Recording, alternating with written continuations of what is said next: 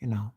So hopefully, it's been a mess so far. I don't know who's out there, so no way of notification. Um, but I'm just gonna keep on talking. Usually, if I talk enough, somebody comes through, and then I get what I'm trying to get across. So anyway, we'll see how it's going. And I saw the. Oh yeah, I want to tell you. Yeah, I saw about the Luca thing though. hmm 6 games with. I mean, 4 games with 6 games with triple double. Yeah. What's up? How you doing, man? What's up? What's up? How you doing?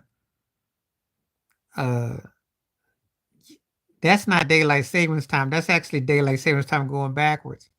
Really? That's news? Really? That was a no-brainer, but who's stupid enough to bring him well, I will say this. Okay, I'll take that back. If there's any coach who could take somebody and make something out of them, if you can't be Andy Reid, you got to be Doug Peterson. Doug might be a broke version of Andy Reid. We'll see. But I got a feeling that's one of many stops for mac and cheese. I got a feeling. Wow. What news through the news wire, huh? Mac Jones. Wow. You know, wow. Slow day. I wonder what kind of compensation they got for him. That's funny. That's funny. Yeah. He didn't stay, well, without Belichick, yeah. I'm sure without Belichick, well, he was a dead man there anyway. I mean, really. Should have traded him last year. Probably played a year too long in New England. You know what they always say? Get you out a year before you get too old. Well, how about a year that before you get to average? I mean, really? They had to know that that turkey wasn't going to pan out. So, yeah, yeah. Well, mac and cheese. Mac and cheese. Short lived in New England. Wow. Wow. Who saw it coming? Wow. It ain't going to be Trevor Lawrence's backup. Mm, mm, mm.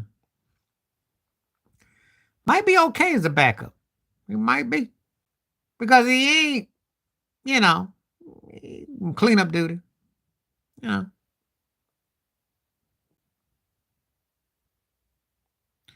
I said that his volume that he plays at doesn't work in their favor, and they tends to alienate him. And he's got to get Tim Hardaway Jr., who you always like to talk about. He got to get them cats and he's a couple other cats to become about in the 15-point stratosphere for them to win. He can be high on assists and he can keep his boards up, but he's got to probably come down about 5 or 6 points. He's got to spread a little bit more. That's how I think it's going to be. If he can do that, then everybody's get a piece of the pie. But then again, giving up 120 points to Detroit ain't exactly something to get excited about. I mean, it's just that things you got to do.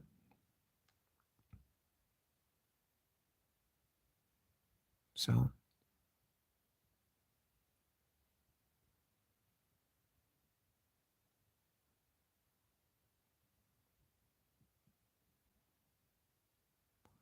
it's easier said than done, but that's the only way they're going to win.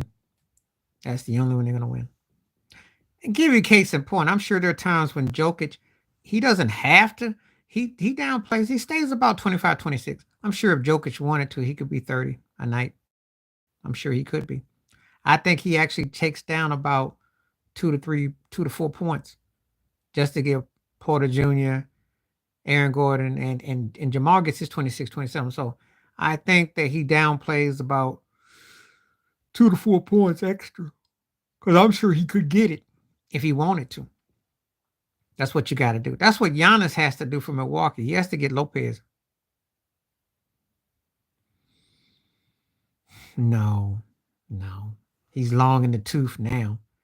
I mean, he's with the Pacers 10 years ago, and that was the start of his prime peak. He come to Miami now. What will he do? I mean, he's not a clutch player. and he needs somebody that's a catalyst that's above him, and don't have that. Don't have that. He'll be feisty and fight, but he's not the dude that no, no, no. When the Heat had LeBron and D Wade, they didn't need Paul George.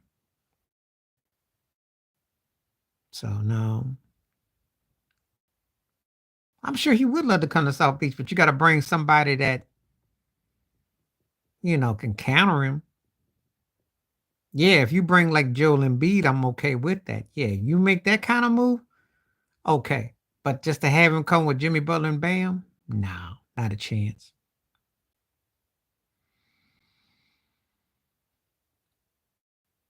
Not a chance. Not a chance. Not now. Beat him back then.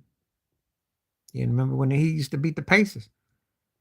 And what became of Paul George's career? Think about it.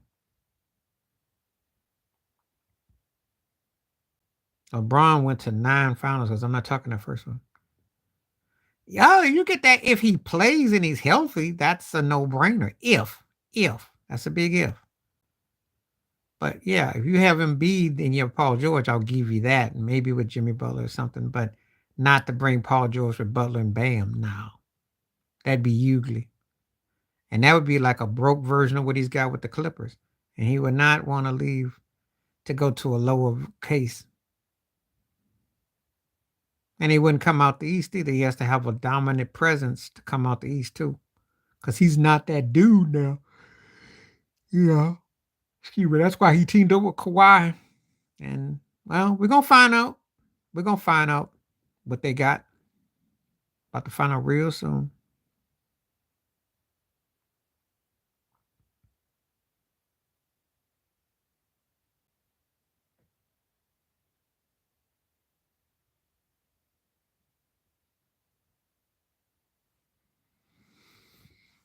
Yeah, I'll give you that. And yeah.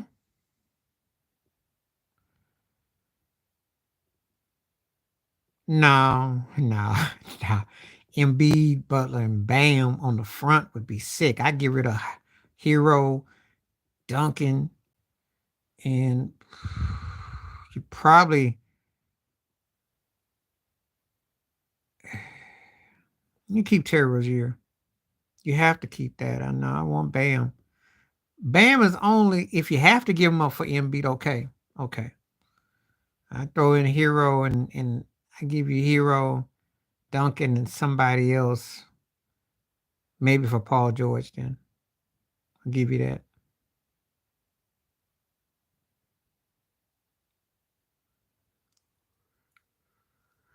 But ain't nobody gonna ain't nobody gonna trade Bam for Joel Embiid straight up. That's not gonna happen. Guy's an MVP worthy if he just stays healthy. That's not gonna happen.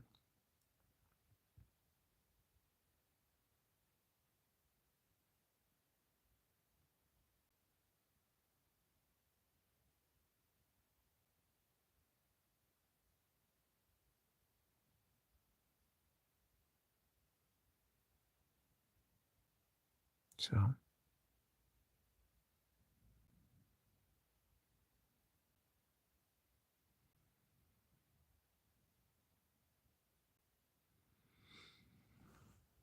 you really think Embiid, Butler, and Hero? If Hero could play with consistency, I might could see it, but he hasn't been consistent, and he had moments some years ago. I know. Do I have to do a video about that? Am I going to have to do that video? I didn't want to do it. Am I going? Am I going to have to do that video? Well, she wasn't the only one. Kurt Rambis' wife was too. It was a sandwich. It was like an Oreo cookie.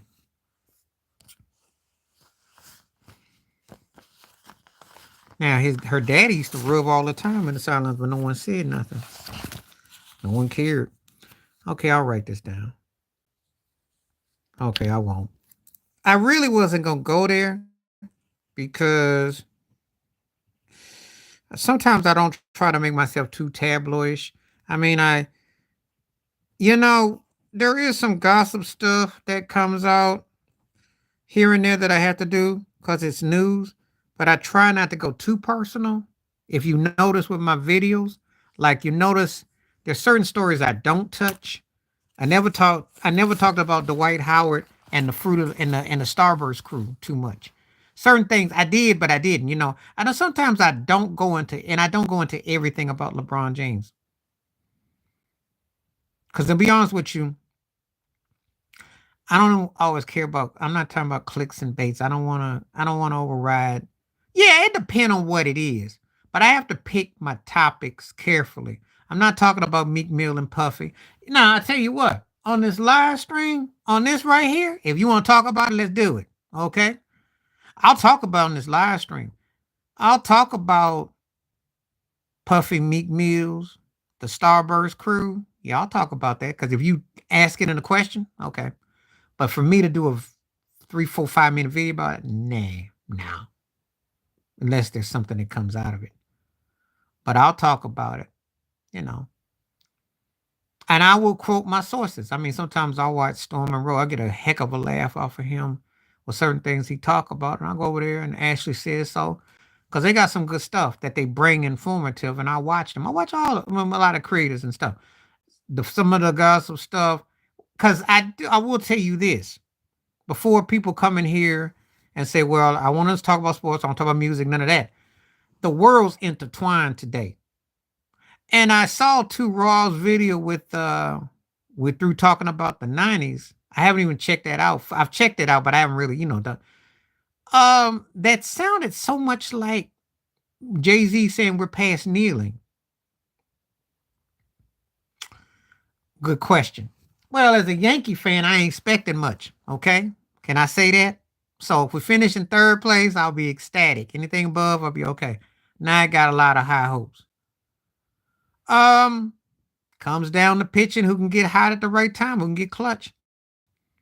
That's what it come down to. Texas got hot at the right time, had the right manager, had the right situation. Arizona did too. Spanked the knots off the Dodgers. And so it's about who catches fire at the right time. That's all it really come down to. If you are a fan of the Yankees, Dodgers, Atlanta, you only care about when we get to late August to September. You don't care about anything before July 1st, okay? Okay. Because those are teams with expectations, okay? Okay. If you're Baltimore, Toronto, you want to prove that you weren't a fluke, or if you're Tampa Bay, you don't prove that you're a fluke.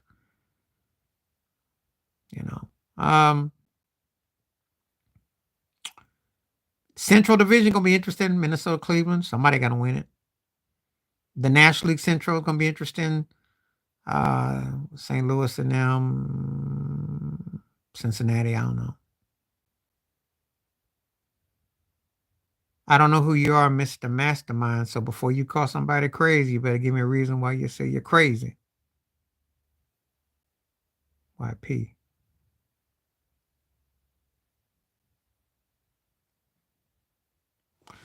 Well, you're about to go to sleep now, you jive turkey, because I'm about to put you out your misery.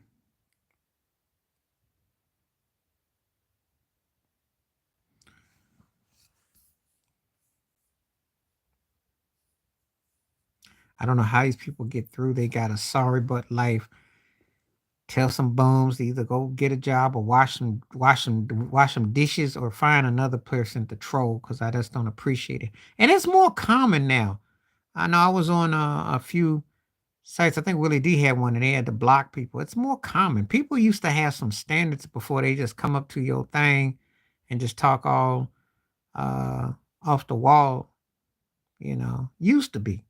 But that's okay though. Always got one turkey that wants to try you.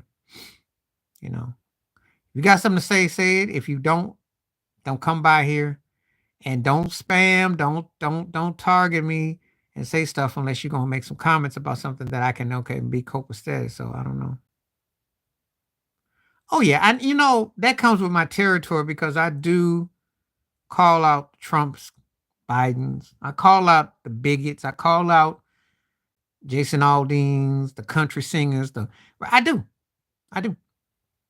And I got some people who've hated my comments. I've had it. People because they got mad because I said ban guns, and Oh yeah, we get on when I get into my political, because I say, look, reparations. I don't care about no voting. When I call them out on their racist ways, or I don't agree and I don't go along, get along, I gotta let it be known. Oh yeah, oh yeah, all the time, all the time. Because I don't have time for that garbage. Oh, yeah. Speaking of buck dances, Candace Owens. So, Lisa Cabrera, sure you may have seen it. She says at least the Candace is going towards entertainers now. She's done with politics because Trump don't have no use for her. And so she's picking on Jay Z and forgot who it else because they don't live in a black neighborhood. I'm like, yeah, okay. Good job, Candace. She desperate now. And I saw what Jason Whitlock went back after Stephen A. Now, some of the, like, he's a small, small grain of salt. He'll make a couple interesting points, but 99% I can't tolerate old Whitlock's mess. Oh, do you know when I said something about Whitlock once on YouTube, they about really threatened me? They like, because I did it on a repost. I'm like, man, look, that cracked me up. They know what he is, but they like it though. But anyway, what I was saying is I was talking about that Two Raw had that thing about we passed the 90s, and then I said, that sounds like what Jay-Z said. Yeah. What part made you laugh? Tell me what part made you laugh.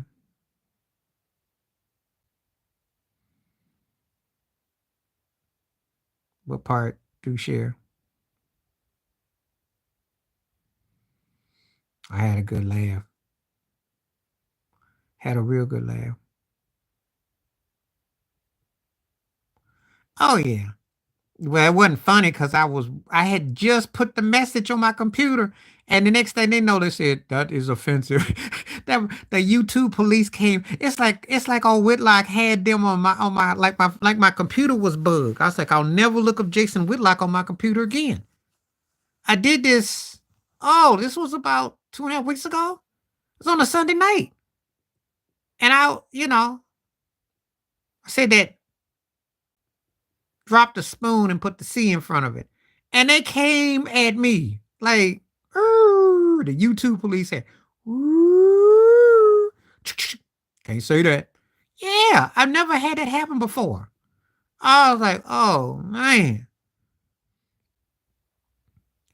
I guess he must be hot bed for them to, you know.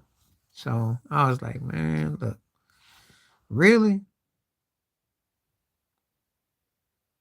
So spoon lick had me all, mm-hmm, got me in YouTube bail, cracked me up.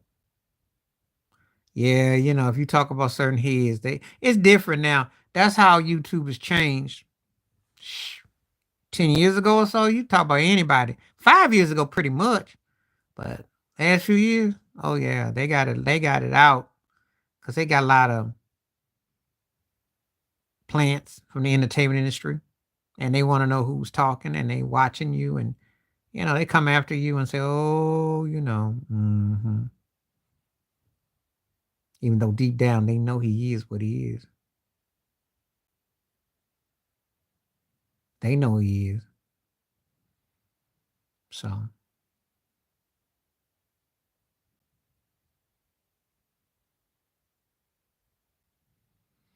but that's the kind of stuff you have to deal with sometimes. So.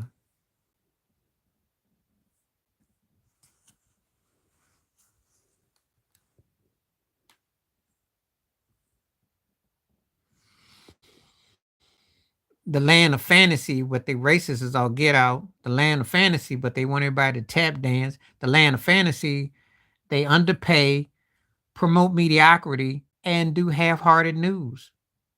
They have agendas. They support the clip.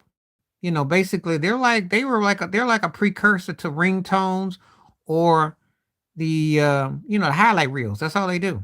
There's no more journalism there. It used to be something. They're just a name front. I mean, it's gonna come out. You're gonna hear it here first. I don't know if it'll come out in the next 20 years or so, but it'll be one of them nights. You'll remember I said this. their evil ways will come out because their agenda for downplaying the actual sports news. So, do you remember that football reality show they had on the network, which was like a cross between Oz and said Arliss or something? They had that. It was short lived. It was good too. That was like the last time. You know, sports awards for people. That they have that they actually have award shows. I mean, you know, and I think it's because of the modernization of it. I think if it had it came out like probably in the 70s or 80s or 90s. See, this is like a problem with some of these award shows. They came at the wrong era. And when you really had debates and you could get excited about who would get it, what's up? What's up? Glad to have you. Glad to have you on the night C81.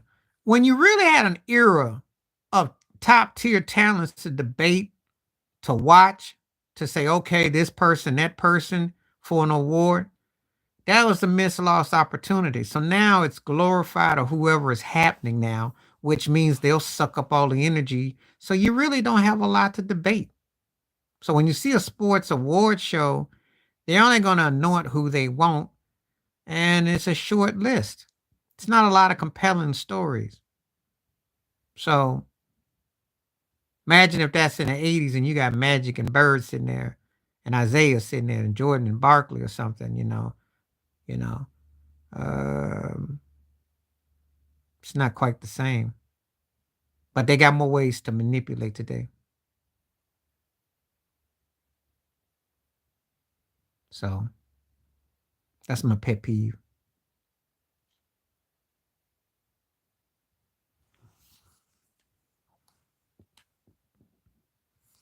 Sorry, but teams playing. That's the pet peeve. That's it in a nutshell.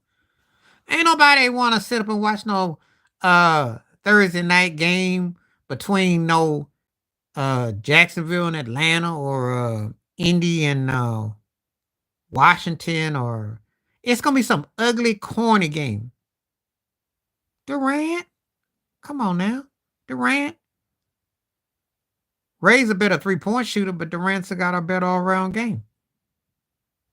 And Ray Allen is not up in the food chain with Durant. Durant, you can debate anywhere from 14 to 22, 23 all time. Ray's not in that level. Ray, he was picked on the top 75.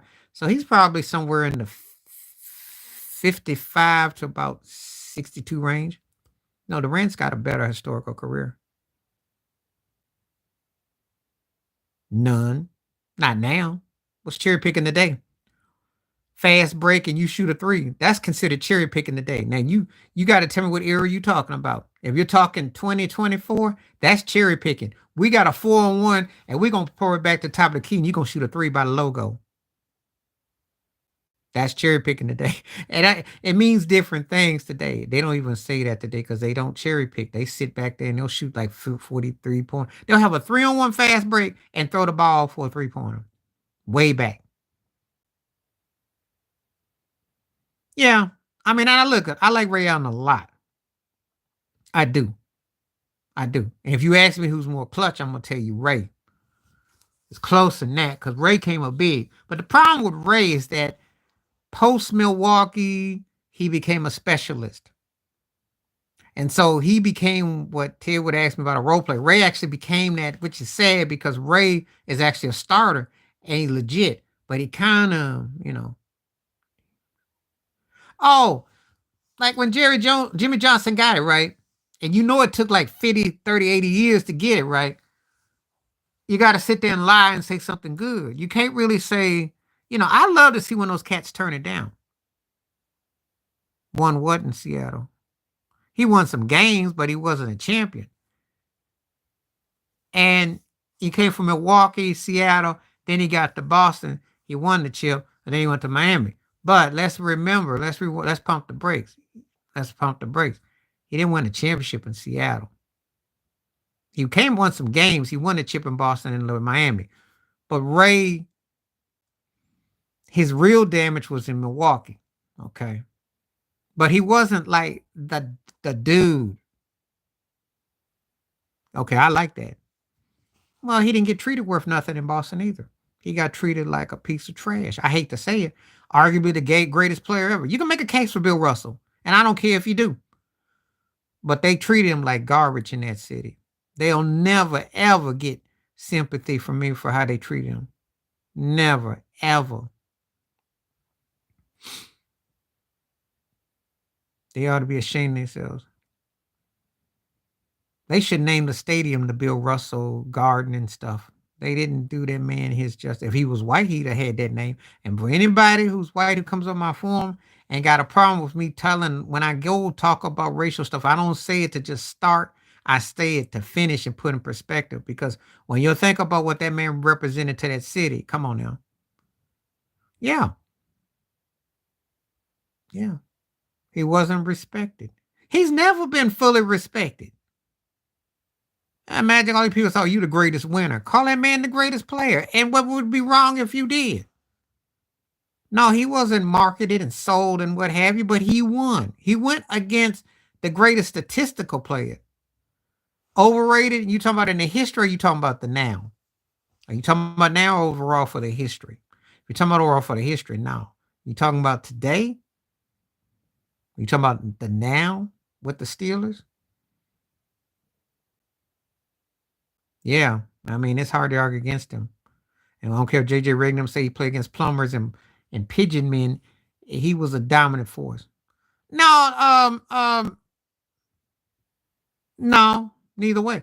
Cause then they were a dynasty. They had, again, if you could draft everybody to turn out to be, dominant, how can you? That might be the most dominant football story ever. Might be 4 chips in 6 years. Incredible. No, because if you think about it, he did. He came out his home and about got ready to get. He about ready told JJ, let's get on the court right now. And I bet you Kuzi could get a couple points on that turkey too. Um, no, no. How you figure when they ain't got no quarterback now and they still got the playoffs? Tom was a great coach. The one thing I'll say about them is they did cheat some of them Super Bowls that they won, and they, you know, but they had great talent though. Can't argue about their dominance, but they did have some suspect stuff though. But they were a great talent team though.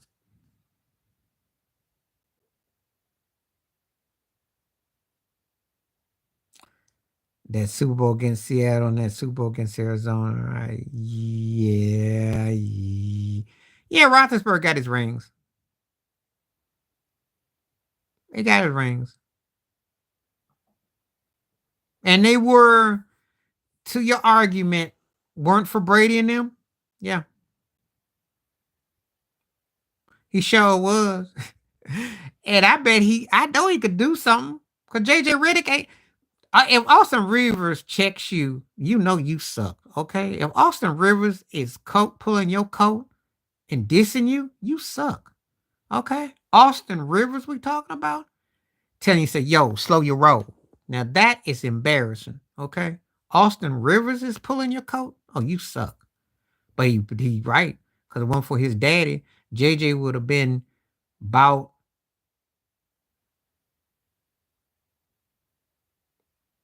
who can I pick on?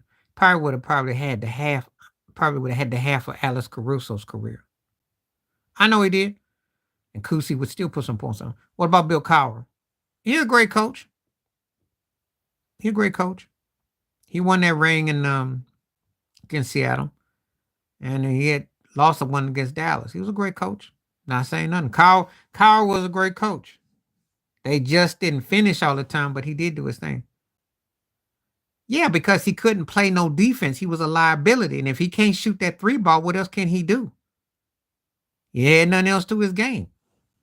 I want people to, when Austin Rivers is dissing you, you need to have several seats, put a bag over your head, face the wall, and don't say nothing. Yeah, Cowher did. They retired, and then Jerome Bettis did, and that's when Tomlin came along, and then they won. They, beat Arizona, and then they lost the Super Bowl to Green Bay. So him and Cowher both got that 1-1 in the Super Bowl situation. That was hilarious. That might be one of the worst. That is right. That's like Meek Mill getting dissed by Drake. I was like, oh Lord, you got dissed by who? Well, Austin Rivers dissing you. You suck. On the court and off the court. Blackity black. That's hilarious. Austin ain't been that vocal since he had to give a speech when he was in history class probably in seventh grade. That guy went off on him, and I ain't got no problem with it. Because I wish ESPN would stop bringing these corny white boys on TV and acting like, yeah, he was great. And he played for Washington too. Stop bringing corny white boys on like they guys who were third, fourth tier cats and act like they something to broadcast. I ain't see that one. And I'm glad I didn't. But what did he say? What did that jive turkey say? I'm glad I didn't see it. So how in the heck can some dude who was a Q level quarterback, you know, the ABCDFG, he's a Q level talent, gonna talk about Mahomes? A dude who was a never was. Oh, crackhead, overrated, never was, bum, buster, broke, broke Drew Bloods. How can he talk about anybody? Crying in press conferences, stunk it up, kept getting hooked up from the Chargers to the Cowboys. Just was a clown. Oh, okay. Oh, okay. Okay. You see, I'm ready to go off. I'm about ready to go off. I'm about ready to go off. I'm about ready to say. I can't imagine Ryan Leaf talking about nobody right now. Because Ryan Leaf didn't even have half the career of Tim Tebow, okay? And you let that sink in. Let that sink in.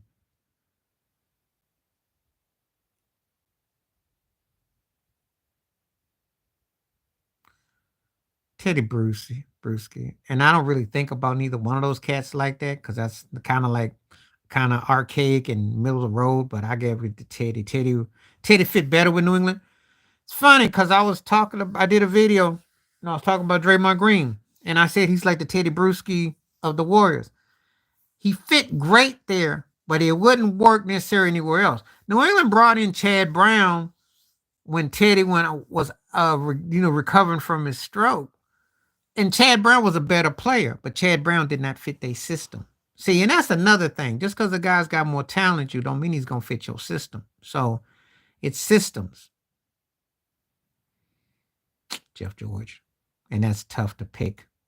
Because Trent Green was more consistent, but Jeff George had a better arm. Jeff George was more frustrating. But Trent Green was middle of the road. Jeff George was too, but something about a cat with Jeff George is the Aaron Rodgers that was never the Aaron Rodgers. And he just didn't. It's sad too. Because Trent was Yeah, he does. But he fit when he's with the Patriots. He was one of them. He's one of those guys. He fit. He fit Patriot way.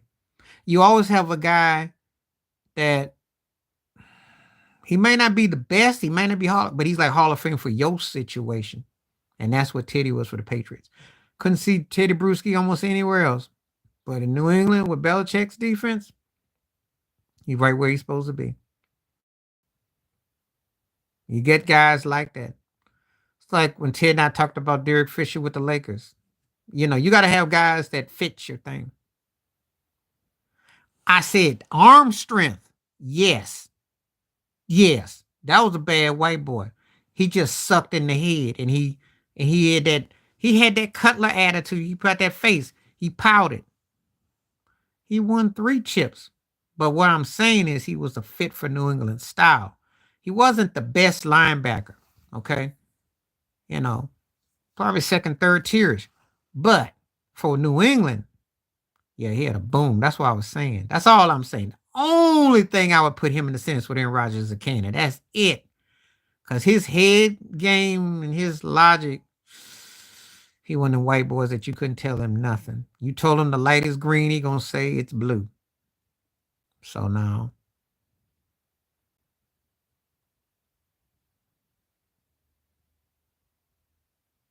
That's all I was trying to say. But that white boy could throw. Yeah. He was a decent player, but I just You asked me a Q&A about both of them, and I'm just breaking it down what I was saying. No matter about you losing Dallas. I mean, I thought Teddy was Teddy came up big, but oh well, we just got to mention Jeff George. I want to say Jake Plummer. Jake had an arm. Warren Moon, Michael Vick, Randall Cunningham. Then you can make a case for Aaron Rodgers if you want, and John Elway. That's 7 guys right there. Jamarcus Russell, actually. He just ate donuts in the NFL, but he had an arm, though. Turner Gill when I was a kid, I would say. Just never got to the NFL level. And Brett Favre. There you go. That's 10 right there. Yeah, he did okay. But he didn't leave an impact like Teddy did. Yeah. So I got 10.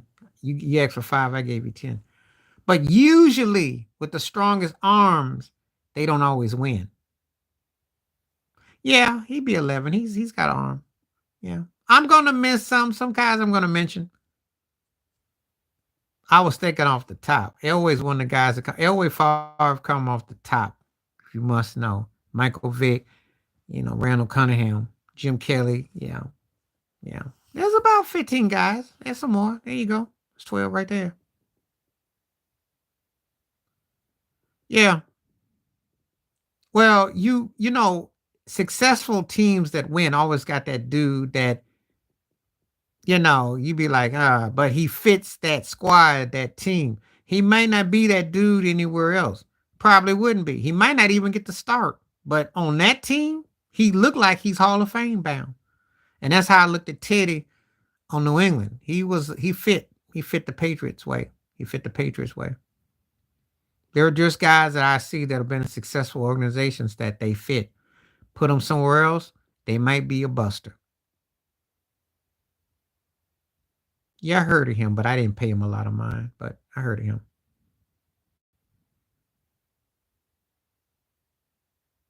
I heard of him.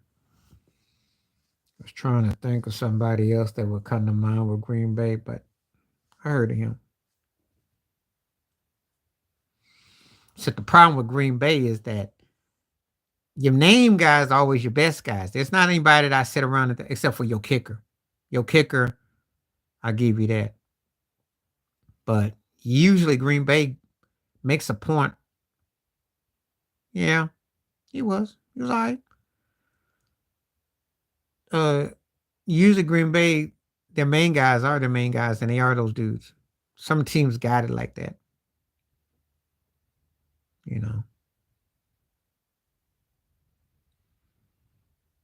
Yep, but Clay was a great player too. So so that's all I'm saying. Sometimes y'all mainly get it as the double double.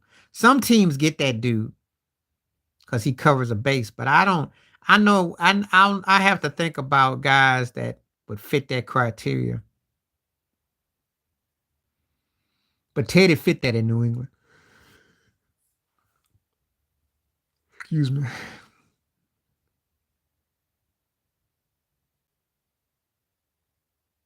Now, Seattle had that with that center Max Unger, who they traded him for Johnny Graham, that backfired. But yeah, you do.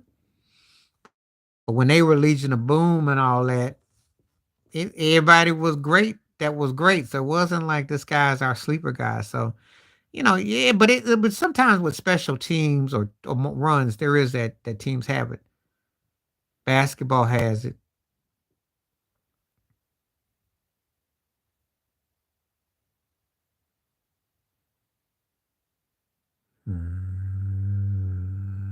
Pete Carroll, because he gets a lot out of less, and his teams are competitive. McCartney has a better record, but McCartney doesn't. His postseason, he don't do nothing. He don't do nothing. No, Cam Chancellor. Bennett was bad on the front, but Cam was actually the freak. Cam was the dude. Or I can make a case for Earl Thomas. Oh, freaky Earl.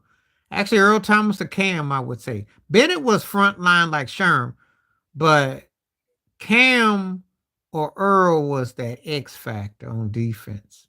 Can't quite say which one because Earl covered so much. Earl covered a lot.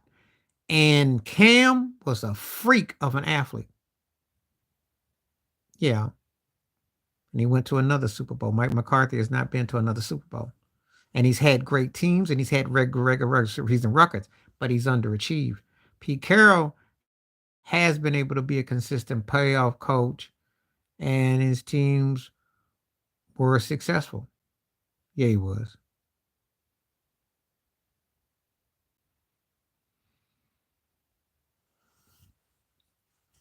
But Mike McCarthy doesn't do nothing for me. Ted, no, he don't do nothing for me.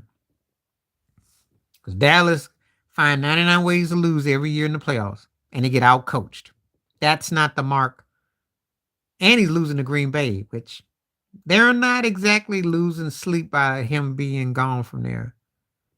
So no. No. So I got to give it to Pete Carroll. Plus, he develops young talent, you know.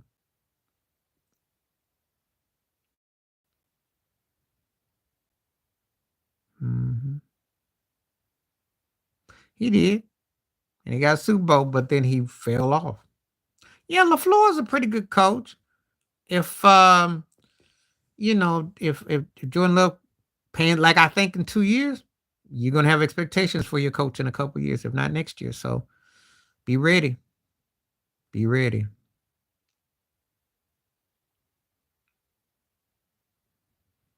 You know, LaFleur's got the sky's the limit. And once he got past Aaron Rodgers, now it's like you can't take nothing from him. So now you know he can coach. He's legit.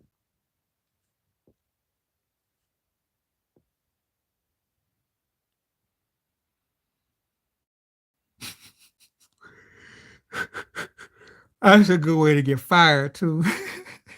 I hope you were joking with that one.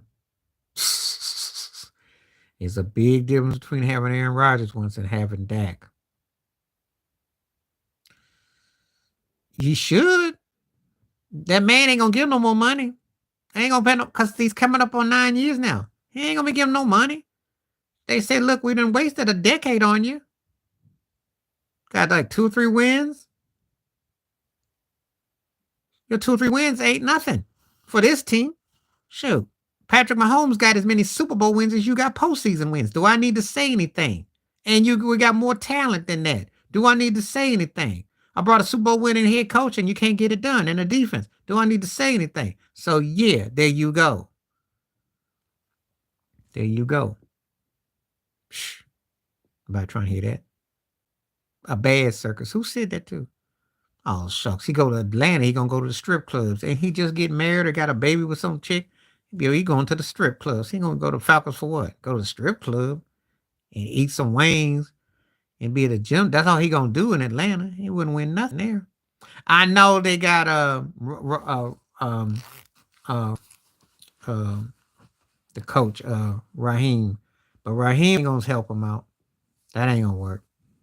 That ain't gonna work. Dak need to take his butt to either Minnesota, Pittsburgh. How you figure? I like him better than Minnesota or Pittsburgh.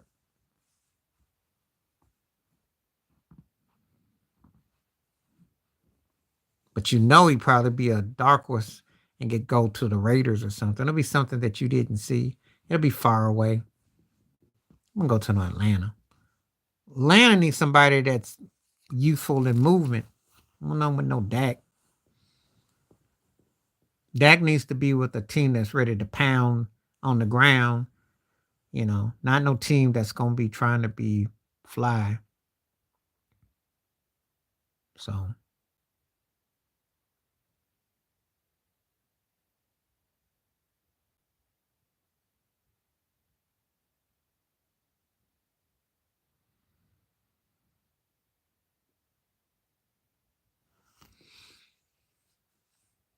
you know, different people got different standards. So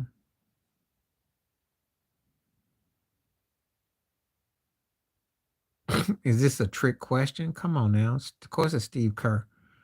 And because I mean, you gotta understand, there's no way in the world I'm picking Stan Van Gundy over Steve Kerr. No way in the world. That's what I'm trying to say. I'm not trying to laugh at you, but I mean, come on now. You gotta really think about that question. I mean, really?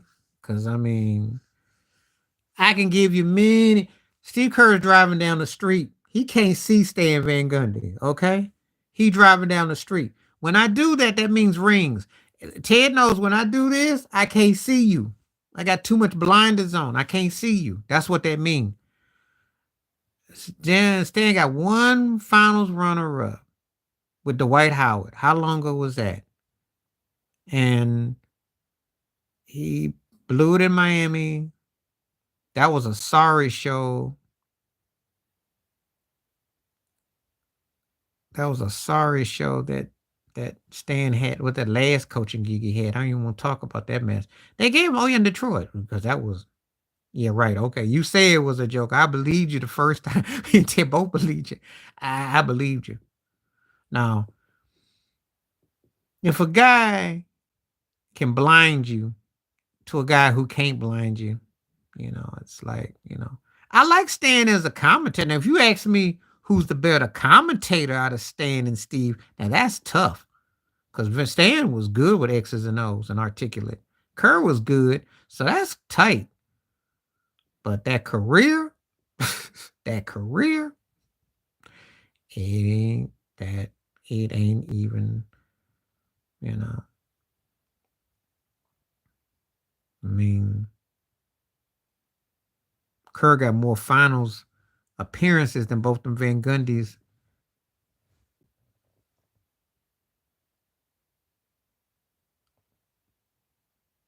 Has yeah, more finals appearances than they've got wins in the finals. That's another thing too. That's like I said before.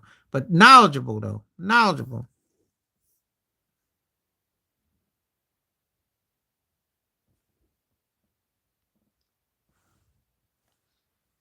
You know how it is? Driving down the street. Oh, yeah, that's another thing that I do on this channel too.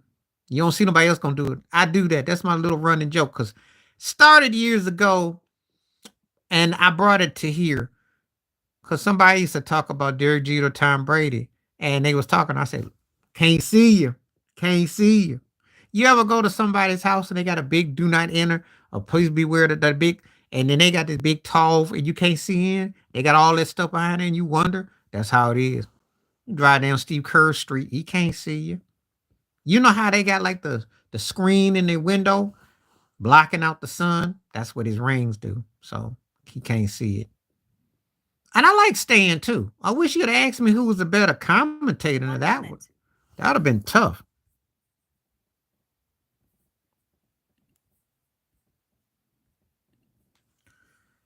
Yeah, no. It's hokey. Extra eggs, candy the basket, the false narrative, the bunny, all that. I mean, all that stuff. The false narrative. People just want chocolate candy anyway. They don't care. I mean, and it gets treated like it's a hot. They don't understand the resurrection. They don't understand. Okay, great seeing you. Come back to I try to get on early. Had some ish, so but appreciate you coming through. I don't even talk about that mess. I knew some black folks used to like to get drunk. That's all people like to do. Used to be when I was a kid, you wore green as someone would pinch you. They ain't pinching no more. Well, they pinch you, but they don't pinch you. I ain't had but I know what you mean though. I know what you mean. But yeah, it's a hokey holiday. Don't I forgot all about the mess until you said something. I think that's what next Sunday. I ain't even paid no mind. Wow. You got me with that. Yeah, it is them. What's them folks all the way. I don't even know. I don't even pay that junk no mind. I remember one time back in the day when people would pinch you, I think I put like $1 on my shirt or something just to wear green. People used to take that mess serious though. But it ain't something that I even waste my time with though. It's hokey.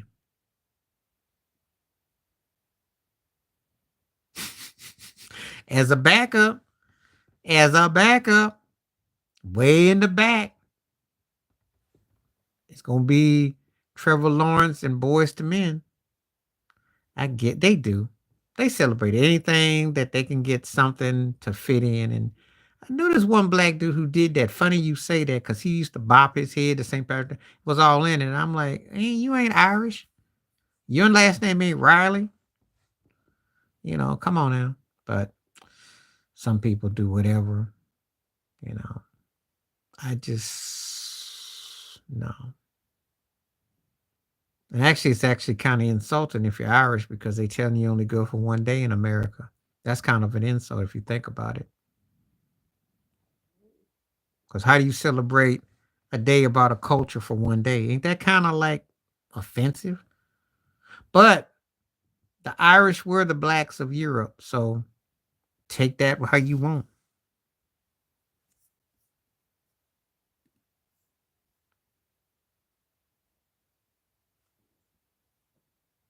He sucked. What happened? I got to give it to you tonight. You on fire. That Stanford good occurred at the this one. That's a good one. What happened? He sucked. He was okay after Cam. He had some okay moments. He actually could do okay. Thank you, T. We ain't laughing at you, but we laughing what you say because it's hilarious. He play action was okay. He never picked up on the blind side. He used to get hit on the blind side. He tried to throw in the coverage. He had this. Oh, he got this one pass. He can throw over the left shoulder fade. That's his strong bread and butter. Over the shoulder fade left, but passes in the middle, or he gets caught standing, he gets double feet, then he gets hit, and then he fumble. He's just a turnover machine. And if you ain't seen the video, look into the video of the game against the Raiders. When that you remember that play, they tried to run that, he threw that pick or whatever in that game against the Raiders, and then dude was getting ready to and then he went and hit the ground. He wasn't gonna get that, he wasn't trying to get that two-piece. But no. If you didn't really watch him in New England, I'm laughing. But I'm not gonna, I'm not gonna call him by no names. But if you really didn't know, he just never developed into a starting quarterback. You know, and when I call him mac and cheese, he just was just all milked and sauced up with nowhere to go. So he was yoked, and it's the way that it's the way. Yeah, I'm not calling nobody like that. And the thing is this, um, that's part of Belichick's legacy. That's the part. Let's not get mad at each other. That's part of Belichick's legacy. He has to live with that. That guy's on his resume. A guy that a guy that got benched, that became a bad joke. They brought in Bill O'Brien, quarterback, offensive guru. Couldn't do nothing with him. Hard headed, frustrated. And the Mac Jones started looking like Britney Spears. Remember when Britney Spears was hosting that one music show when she made them faces? Yeah. Thank you, Zeke. You've been read what I say. You never let a ring go out the door. And that's a metaphor for everything. That's like a good woman. If you know you got a top tier flight woman and she's got her bag, got her class, got her sophistication, and you let her go and she upgrades and does her thing, you got to live with that. So that's just a metaphor for a life. Period. Don't let a ring go out. The ring is a metaphor for someone that's successful, got their thing together, and they can do it with or without you. And they gave you opportunity and you downplayed it and you was a hater and you did some real dumb stuff. So that's what happens. That's my metaphor for don't let a ring go out the door, you reap what you sow. And that's what Belichick's ego got the best of him. Well, it was in part of that, but Aikman, there was a few other parts. He hated Barry Switzer.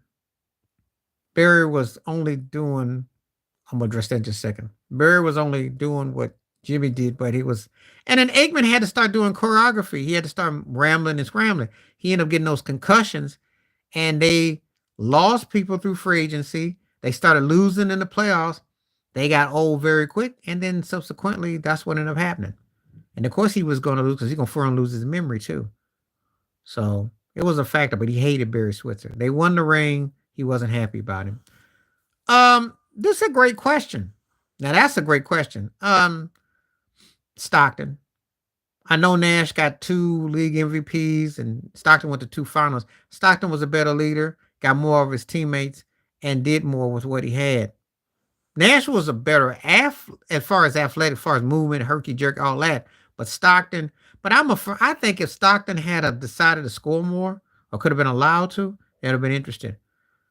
Now I don't like Stockton personally, but as on the court of the two, I'm taking him. Nash is a player on and off the court. Nash got some interesting stuff, but yeah, Stockton was more fundamentally and plus we had this discussion about Nash systematic of D'Antoni's system because he became some great player like 15 years in his career, where Stockton was consistent all through his career. So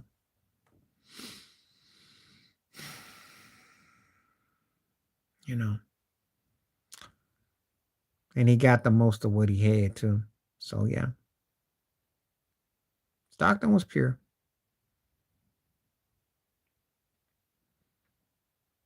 I gotta go with Vin because McDyess was athletic more, but Vin could score, could post, and was doing tangible things. I just didn't ever feel that McDyess got what he was going to go with his career. I thought Vin Baker showed me a little bit more. That's an interesting question because he never get those two mixed up, or those two will come up, and they never come up in any best of either. Never, not that I've seen. Unless Too Raw somebody else then had some kind of debate on them, that's not going to usually come up. But I have to give it to Vin. He was, and he had a nice touch too. McDyess was very athletic, but I think sometimes he got a little too full of himself, and I know when he got to the Pistons, he did.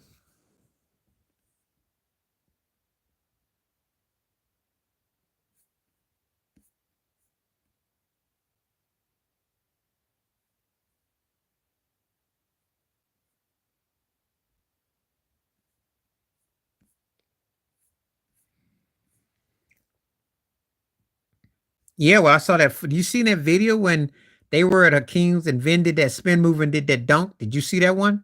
Because Vin had that nasty dunk. I saw that video. I forgot when I saw that video, but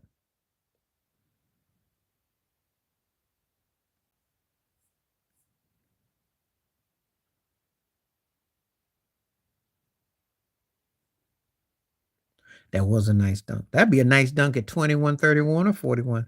Because he did a spin, which was cold. Now, I don't remember him being that cold. I don't remember being that cold with his spin, but he had a nice touch.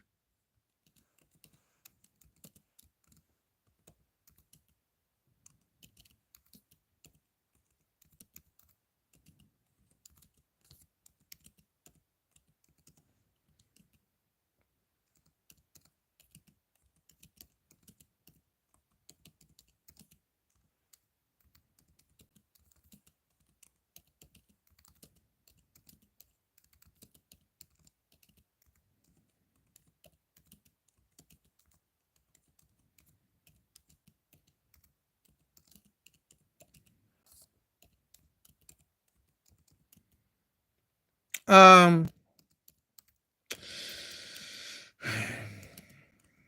I got to go with Kemp. That's a good question. Let me address one at a time. I got to go with Kemp because Kemp, at defense when he was younger and when he played with Seattle, he showed me more. I never felt like I got Weber's apex. I got the pass and the scoring, but I never got it till he got to Sacramento. I never got it. And Kemp finals performance, Kemp just moved me more. That's all. Kemp was one of those guys. It's a shame too, because we just know him as the Rain Man. And I had a discussion with somebody in one of them comment sections, and they didn't like it when I said about Blake Griffin. I said, look, if Kemp ain't gonna get no Hall of Fame, Blake ain't getting in. And I said, and that's the problem, you know, because he was more known for his acrobats, but I liked him. Kyle or Pete Carroll, both of them won one Super Bowl, both of them lost one. Who impressed me more? I am going to pick Bill Cowher. I think he did a little bit more with Pittsburgh. I think I was more impressed. You know, I mean, he had Neil Lodon on the Super Bowl. Do I need to say more? That's a fact. And he had Cordell Stewart, and he was running all kinds of things. He actually did what Pete Carroll did with quarterbacks, and then when he got Big Ben, then so I have to give Kyle. Kyle moved me more. Kevin Love or Amari? This ain't gonna be a popular answer, but I'm gonna say Kevin Love because his Minnesota era was filthy, scoring and stuff. Amari only had that window, and his window wasn't like a window where I thought he was gonna exactly, become a superstar, but he did enough to make him credible from being a high school. That's why he was in that really good to almost very good. But Kevin Love was better in Minnesota. Yeah, that Kevin Love. That Kevin Love was Hall of Fame bound. That Kevin Love was the kind of white boy they needed to say, we got one in the States. Still wasn't going to be nowhere near no Bird West or no Rick Barry, but it would have been one of them white boys. They'd have been like, yeah, Yeah, but he did move more too because Hines Ward and them and Big Ben, and then later with Bettis and all that. So he was a winner. But with Neil O'Donnell as your quarterback, I have to give Bill Cowher his love. That was in Cordell Stewart too. Cowher gets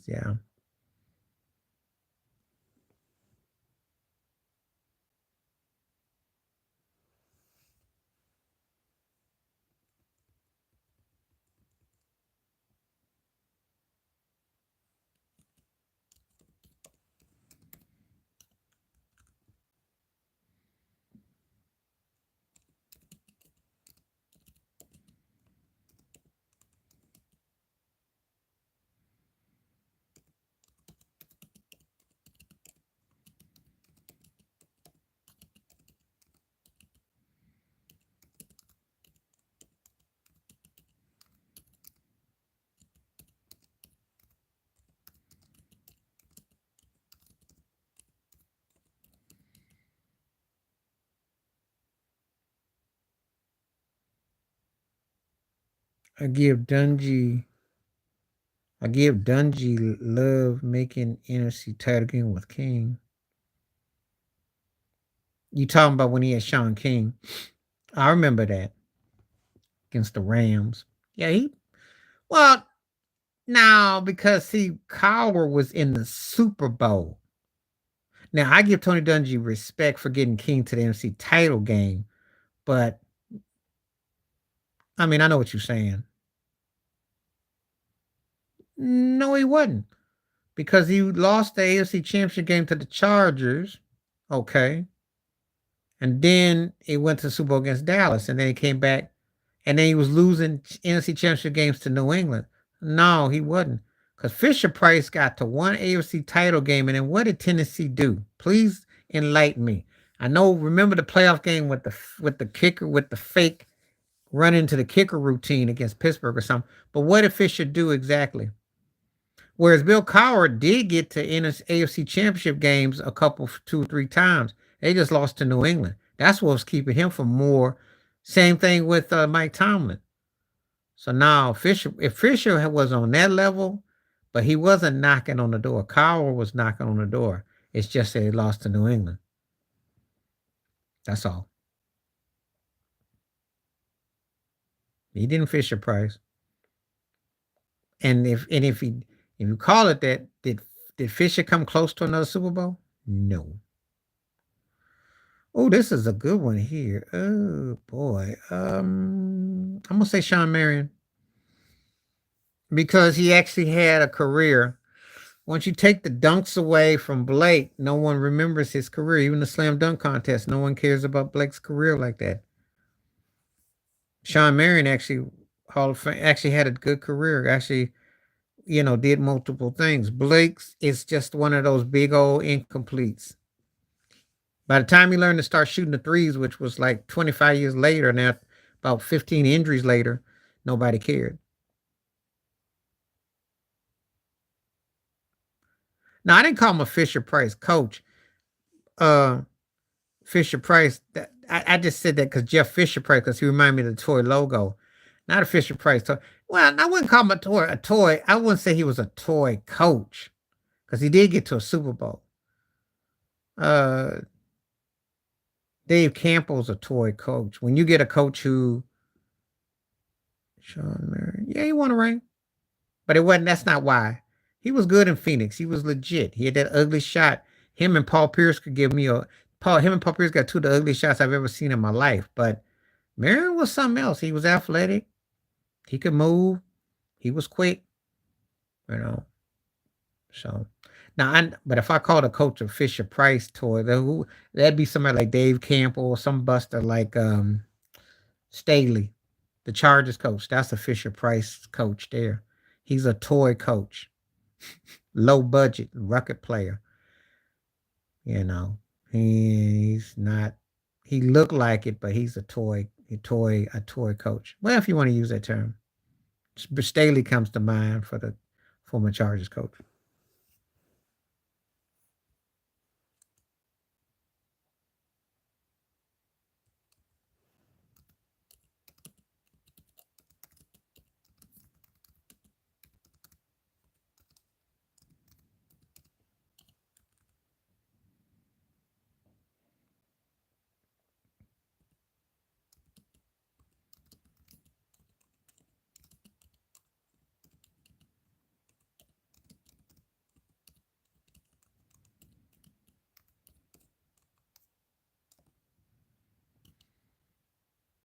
Yeah, I like him. I like RC. He's one of the few things on it I like. I like to watch him and Rex get at it. Rex Ryan. I like that. Ooh, that's a good one. Ooh, ooh. Now Ted, that's fire right there. That's fire. You came up with the fire. Because of the Super Bowl MVP and the dominance, I got to give it to Vaughn. Were it not for that against Carolina and that NFC Championship game against New England, and it was close, I could say it could make a case. But that alone, I got to give it to Vaughn. But that's a good one though, because Junior was bad. He was bad, and had New England won, well, it wasn't so much New England because his Chargers career was where it's at. But he was bad though. Yeah, yeah, yeah. Well, Rex Ryan. I'm saying Rex and Ryan talked on Monday with Greeny. They do with Greeny. That's what I'm talking about. Rex, RC, and Greeny do some Monday mornings together on Get Up. Yeah. But it's a good one though. It's not like I tell you one thing, the guy had to be pretty dominant in that one because that was actually a pretty good one until I start to think about everything Vons did. Then when I think about everything Vons did.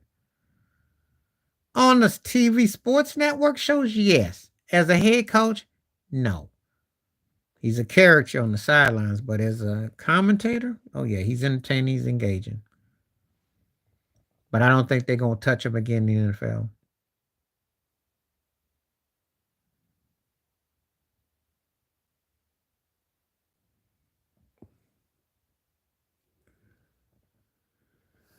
What about Greeny? Excuse me. What about old Greeny? He's kind of annoying to me. Oh, that's a toughie. Well, I know why you're gonna say. Of course, it's tougher because but I gotta put my bias down. It's Marvin, But Andre's underrated, but it's Marvin. I mean, he was like poetry in motion. Him and he caught all them over the shoulder passes. His footwork was great. His strength was great. He never got embarrassed, and he always had his cut. Andre was incredible with a slant fade. Incredible. Yeah, I don't talk about Greeny. I don't, because he's one of them white boys that's annoying. Watch, come St. Patrick's Day, he'll probably be dressed up like a Keebler. You know, I don't talk about that turkey. I mean, he's okay. Him and old whatchamacallit fell out. The cat that used to play football, they fell out. That's why Greeny got the Greeny was a snitch too. He'll suck up in there too. He knows exactly how to play it. That's the only reason why I think he's still on there because if it wasn't for that, there's something. I don't know. I got a strange odor about Greeny. Just do. I'm going to say Rod for me. Now, there's no wrong answer because Ed Reed is incredible. But Rod doesn't get his due for covering ground, his speed, his depth, his magnitude. And Rod was a freak. But there's not a wrong answer. You couldn't go wrong if you said Ed Reed either. Track record speaks for itself. That's not a wrong answer either way on them two. That's a great question. No wrong answer there. I like to ask him about my bill, but I had to give it to Marvin. Marvin was a freak. He was a freak.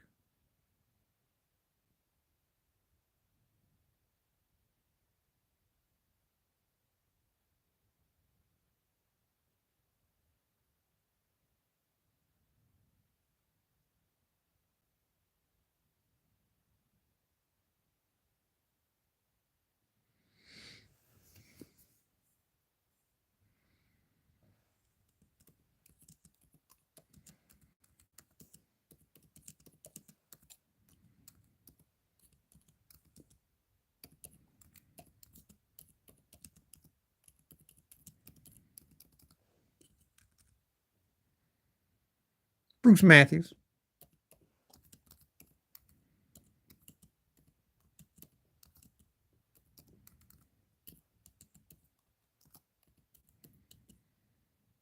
I gotta go with Bruce Matthews.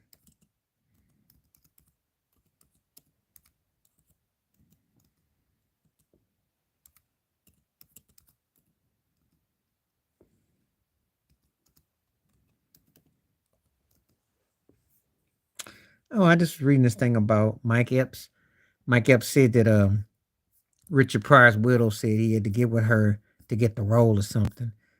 I don't know how you feel about Mike Epps. I am not that big on Mike Epps, so no. 80, because he was more of a stronger runner. Tiki could have been. Now, actually, this is a pretty. If Tiki don't fumble so much, if Tiki wins the Super Bowl and he's an integral part, then it's a one-sided affair. But it just leveling them off, they ain't that far because Tiki did put up numbers and he could move, but I think Eddie George moved me more. So I'm going with Eddie. Cam, come on now. Cam. Cam did more in 1 year when he went to the Super Bowl and lost than Tony Romo's whole postseason career. Just saying. He won 2 postseason games that year, lost the Super Bowl. That's more than what Tony Romo did in his whole postseason career. Now, Romo was exciting and fun, and stat wise, you can pick him over. But if I'm picking who I thought was the better quarterback, I'm taking Cam, league MVP. And Cam never had what Romo had. Give Newton what Romo had. He's winning a ring or two. I think we can agree on that. Elway, not even close. Because Elway could do everything Ben did, and he was clutch and came up big. Now the Terrell Davis thing, but again, Big Ben had Roth had Bettis and stuff. You know, he had a running game too, so it wasn't. But Elway was Elway. When you talk about Elway, you talking about one of those guys that's top tier all time, and it's more dreamy as far as what he could do. Big Ben is rugged, raw. He's on the back end of the two. I know someone will say, well, they got the same amount of rings, but Elway went to multiple Super Bowls, and he just was more dominant. He came up in such a real way without all the Big Ben had. So when he got the parts, he was running things.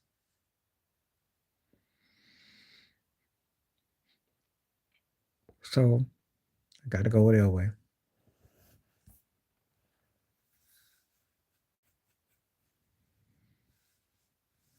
And there can actually be cases where guys got the same rings, and then you just look at stuff. Um, Reeves, but it's close. It's close. You know, he made a name for himself. He was physical. He came up big, and you know, I'd say Ty Law there. Ty Law moved me more. Sherm could cover you, but sometimes, Sherm's antics and he was great, then he faded.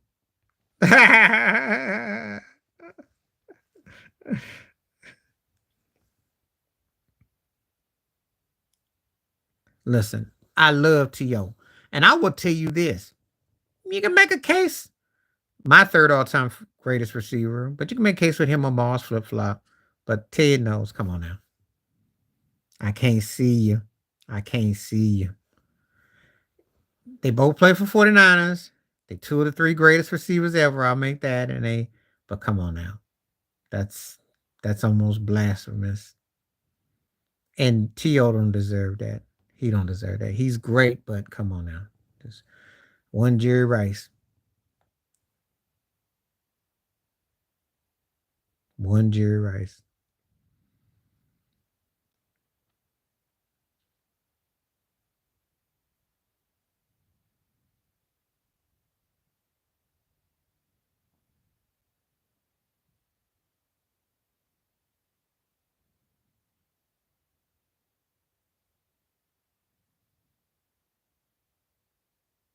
Yep. See when I do that, I'm because you gotta understand how freaking devastating Jerry was. Jerry was just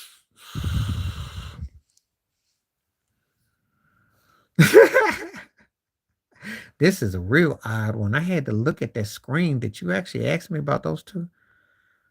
Um, Debo. Percy had moments, but Debo still continues to grow. They just don't get utilized because Debo is like Marshawn Lynch, but with wheels out the backfield. Percy was versatile, but he kind of burnt quick. Dak. I know Wentz was an MVP candidate and stuff, but his star fizzled and flamed out.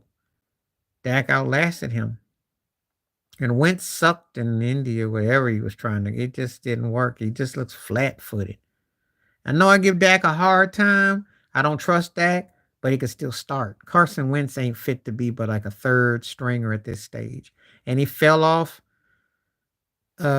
He lost his confidence in Philly, but there was a reason. Jalen Hurts came, took him, and then he's been kind of like stumbling a pillar to post. So, yeah. Not to me. He's a good player with the potential to be really good and maybe one day very good. He's not great. He's only getting stats in the NFC by default because they don't have nobody in the NFC that's a veteran, hardly. I mean, Jalen Hurts, he's not better than Jalen. Matthew Stafford's more accomplished. Jared Goff is more accomplished. Do I need to go on? So yeah, Dak's better than Geno Smith. He's back. He's overrated. Thank you.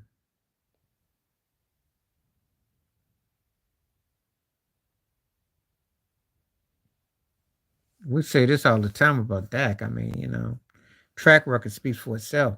Those too many bad picks. Still doing sophomore situations. He's still this late in his career, has some bad turnover itis problems, and then he's losing by 30, 50 points, and then he stat pads the last 4 minutes and puts up a couple touchdowns, and then they say, "Oh, look, I threw for 340 yards," and yeah, you still was losing by 15. I mean, no, I'm tired of him. Yeah, he cried. His teammates hate him, and yeah, wonder why.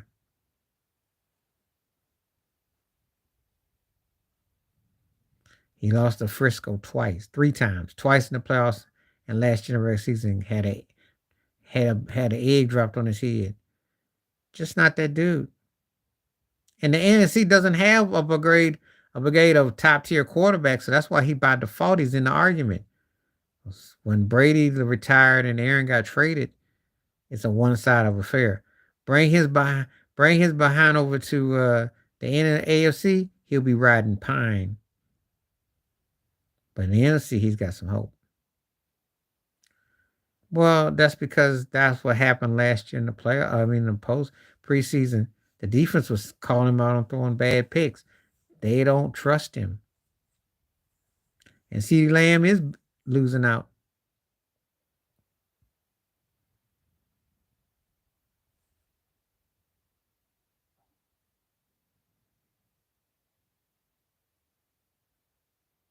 So that's how I feel.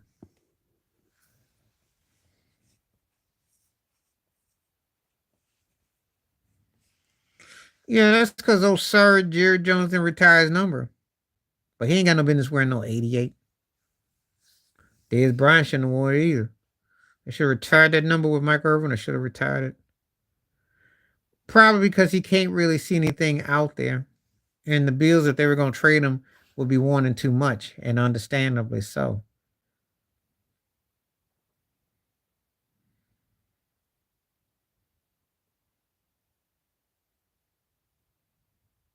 But that's kind of how I look at it, though. We'll see what happens.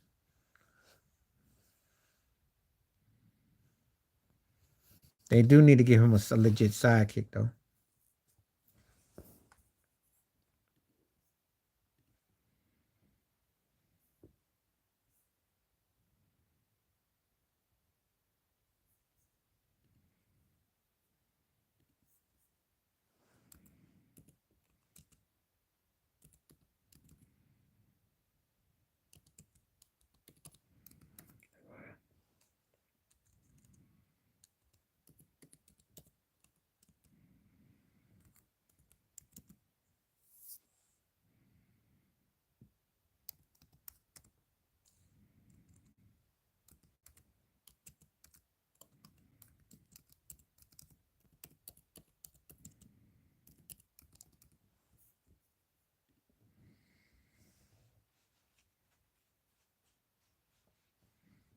Okay. I don't know what they're going to do with Gabe. I don't know what they're going to do with Gabe. It's hard to say. Um, Talent wise, it's Aaron Rodgers. I think Aaron was the better quarterback, even though he's got one less. He's got 4 MVPs. Aaron, because Roethlisberger didn't have the talent and the depth as Aaron. Aaron's got stats and stuff. He's got more rings, but I got to give it to Aaron on that one.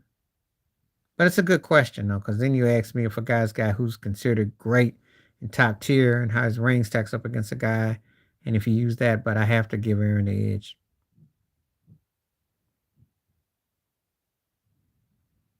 Because Roethlisberger to me is more higher in the higher second tier, lower first tier ones. That's where he would rank higher. But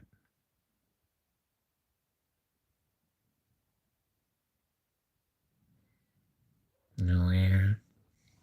Okay.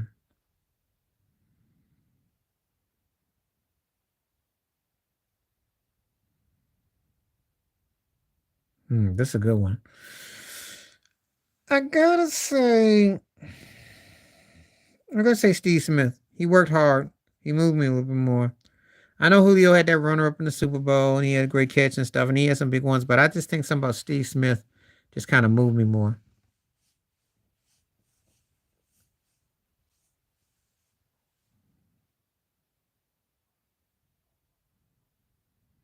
I gotta say Steve. The dog out here barking.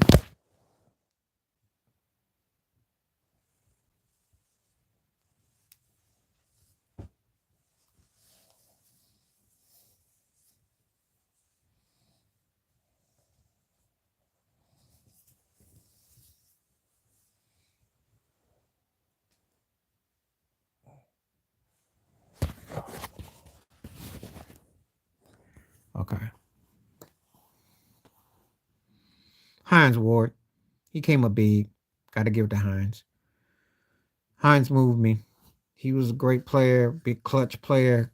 He did all the necessity things. I think he's kind of underrated in that regard, if you ask me. Ooh, this is a good one. Oh boy, two overachievers. Wow. Dang, Ted, you really on fire. You went got two overachievers. Wow. Woo. Um, Romo. Cause Philip Rivers just always put his foot in it. Never got it done. I gotta give it to Romo on that. And Romo threw bad picks and stuff, but he came up against teams and he had moments. But that's a heavyweight fight there. I got to say Joey Porter, but it's close. I like Shrugs a lot, but I think Porter by just a hair. I got to get Joey by a hair. Breeze. Breeze won the chip. Breeze went further. Rivers was one of the most frustrating quarterbacks I've ever seen. He's the guy who could go up against New England and Pittsburgh and Indy and beat them, and then next week he plays against uh, Cleveland or let's see who else was sucking or Chicago or something, and he'll get walloped. He just was inconsistent and frustrating. Gunslinger. He was a junior whopper, Brett Favre.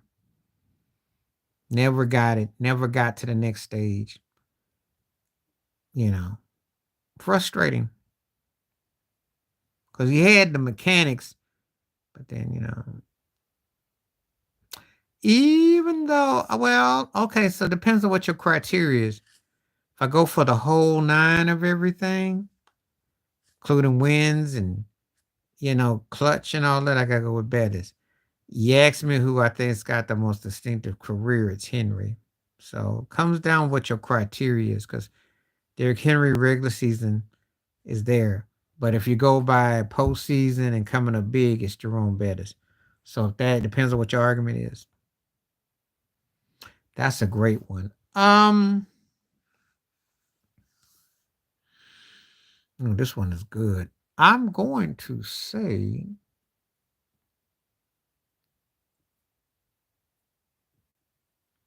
Dirk. Went to two finals, led his team, came up big. Got to give it to Dirk. Karl Malone was great. And, you know, but I got to give it to Dirk. He really went up another level. But that one is tough, though. A-Rod, but Ripken, they both won a ring. Both. I got to say A-Rod because of the simple fact that he was a better hitter. And he was big time. You know, Cal Ripken Jr. was a great player, but I think that once Eddie Murray left, his career was never the same. I've said that before in a video. But I like him a lot. And he was one of my favorite players coming up. And he's the kind of guy that his size and his strength and agility is kind of taken for granted because Cal was tough. However, A-Rod went, it's another level.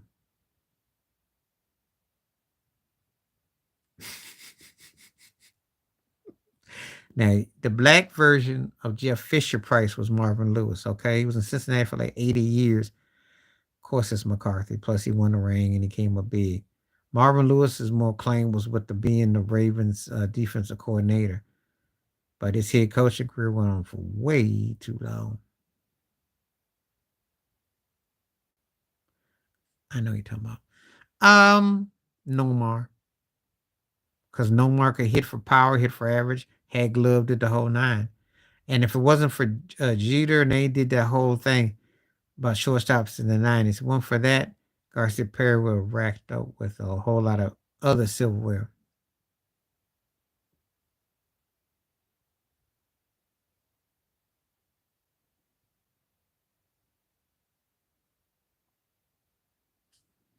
So,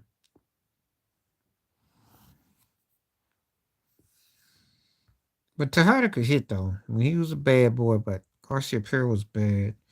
And I used to have this discussion with a buddy about those top tier shortstops, and they always say, "Oh, Jeter just won because he got the ring was stacked with the Yankees." I said, "No, he was clutch." I said Garcia Perry got hurt, but Tejada could hit, but you know that was a very romanticized era for shortstop. So I'm gonna say Price. Gonna say Price.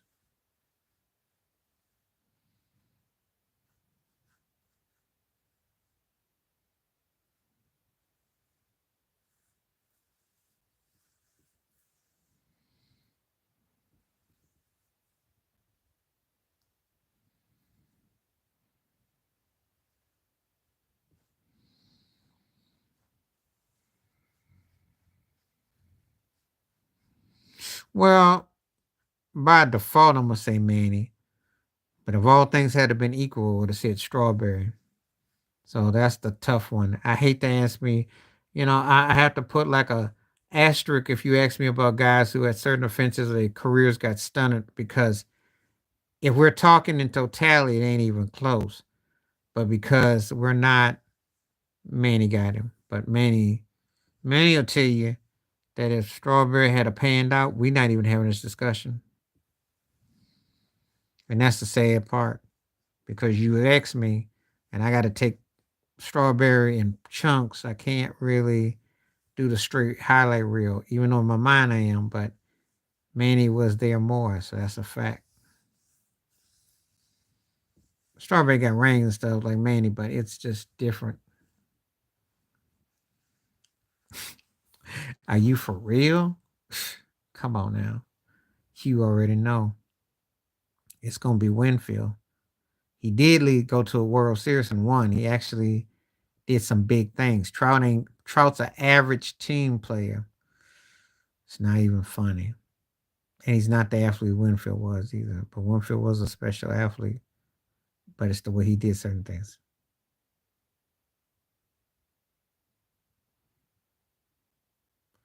Well, they were two of my favorite pitchers on the Yankees. And Pettit on the Yankees was the dude that got stuff. But come on now. It's Roger Clemens. It's not even close. Roger Clemens should be a first ballot Hall of Famer. Andy Pettit would fall in the really good to almost very good crew. That's not Hall of Fame worthy. Roger is considered a made man. Roger is one of those guys that if you were doing accuracy votes and everything, he'd be close to 100, especially the second part of his career. And I don't attribute to no steroids. He was that good.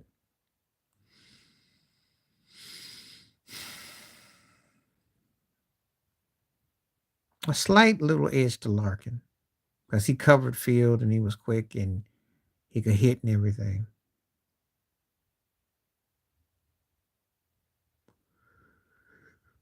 So, excuse me. But Jeff Kent came up big with Bonds, though, but Larkin was consistent, though. So it all depends on how you look at it.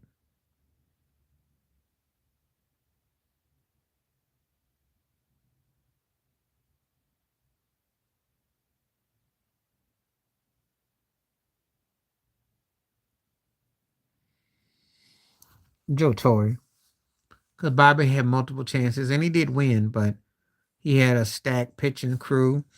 He had pieces in place. It's just that Joe worked that magic. He worked that magic, and they didn't sway. They came through. So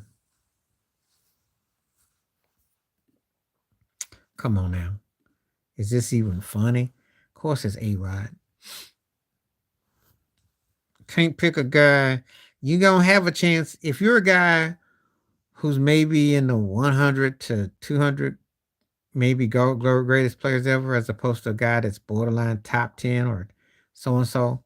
That's not even up for discussion because A Rod was just a better player than Chip will ever be. But you know, just saying, gotta go with A Rod. No one. Jeter, come on now. I mean, even though Chipper got a ring, but come on now. Jeter was more clutch, more dependable, and came up big. That's just the fact.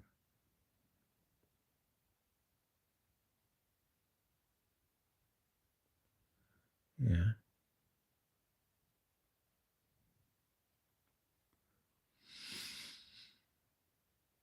I take it to people over Jeter, and it's not just being a Yankee fan. It's just that Jeter covered a lot of bases. I mean, he was versatile.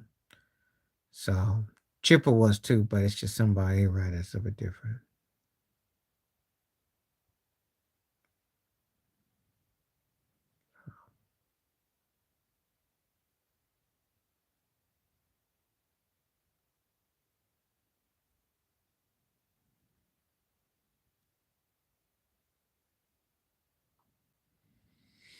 So anyway, yeah, yeah. A Rod and Jeter got Chipper beat. Verlander because of the fact that he still is a starter. Because he came back to Houston, he come back. Smoltz was did great with the pen, but Verlander went another level. It's levels to this. He's just another level. Oh, come on now. This is gonna be Ray because Ray was an upgrade of him. He was an upgrade of him. You know, they both had iconic moments, but Ray came up clutch, and Ray's got more personality as far as marketing to Middle America. So, but I'm taking Ray in a blowout.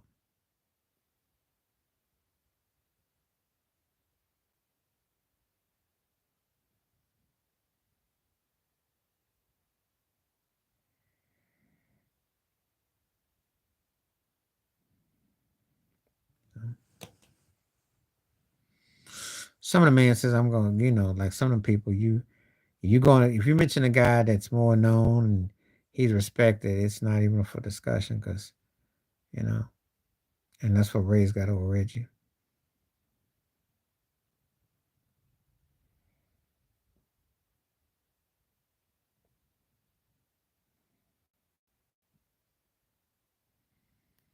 Pedro for me.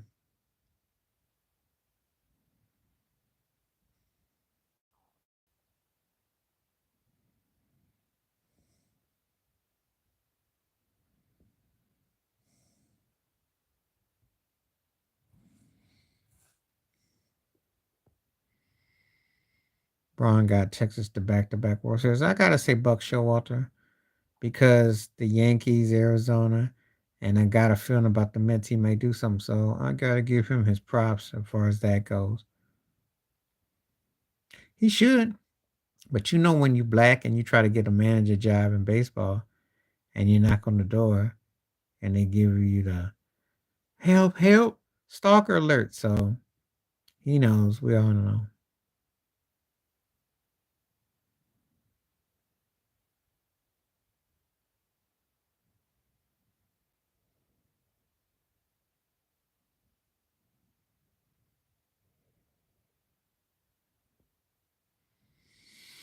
Yeah, so no. But he should have a gig or 2. He should. Well, but we won't find out though. We won't find out. The Yankees are standing pat. That's why I say if they finish in third, they'll have a toilet paper one half a block parade.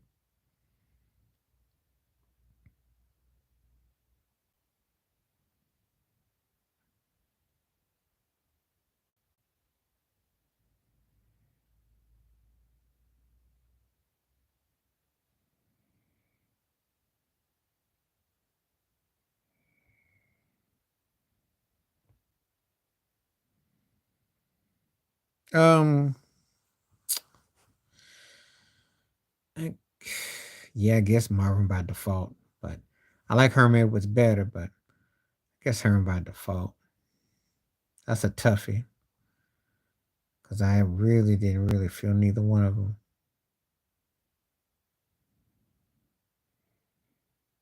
So,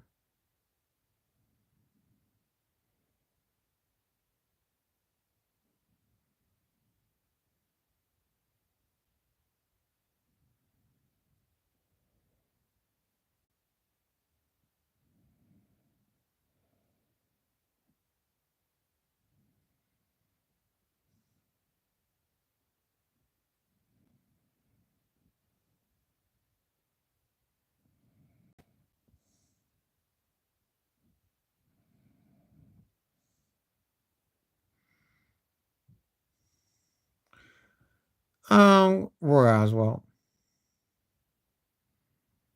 I think we've done this one before, but Stockton. I'm not gonna give long unless of course it's something that I think that I see a name or something that I gotta go like, okay, debate them. Stockton and Kidd aren't really that close because Stockton's in the top tier point guards and Kidd's in the next tier. Even with a ring, Stockton was more deadly. So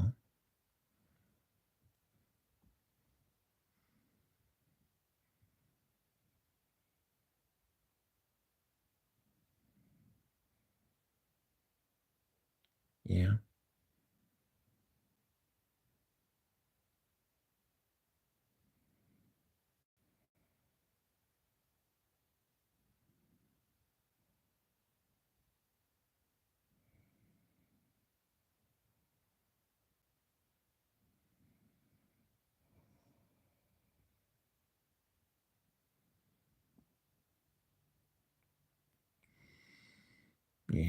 Um, Jamal's handles he endured for like way longer. Jet had big moments, but I think I have to go with Crawford. That's a good question. Okay, one at a time. Rep or Terry. I think I'll go with Jason Terry, but they're kind of the same boat. But I'll go with Terry. Oh, that's a good one. Oh, I gotta say Pistol Pete. But Tiny, that was tough though, because Tiny had handles, he had wheels, and he could move. But Pistol Pete, without the 3-point line, to be so creative.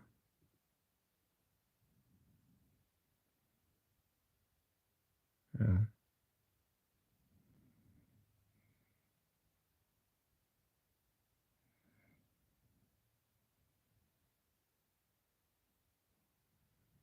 So, um, Joe, because the rings are always going to outweigh everything. I like Dusty Baker probably more, but Joe, because he came up, he did it in a gregarious way, big way.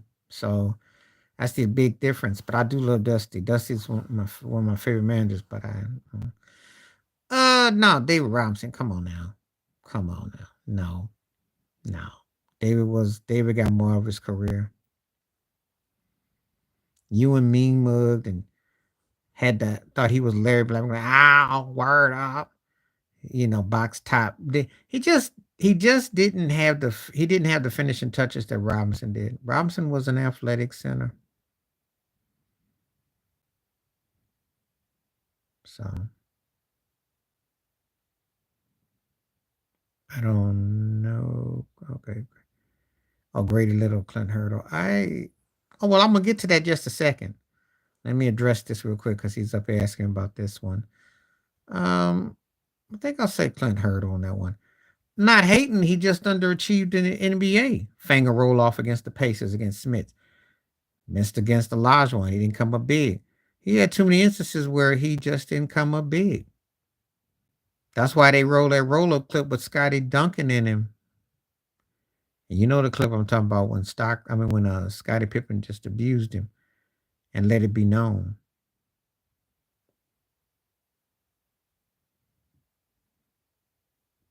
So you can call it hate, but he didn't turn out for the lucky role the Knicks got. So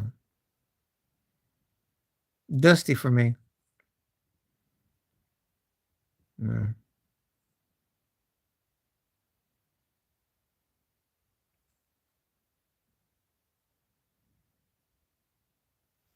so Dusty for me. But Bobby Cox is a great manager. And it says a lot that he did that with one team, but Dusty, you could pretty much pull him anywhere and he proved himself.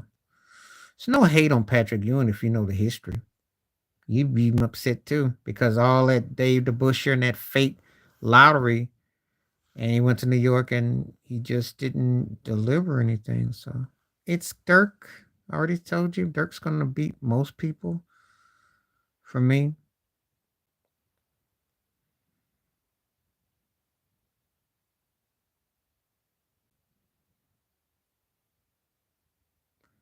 Oh, you talking about their issues?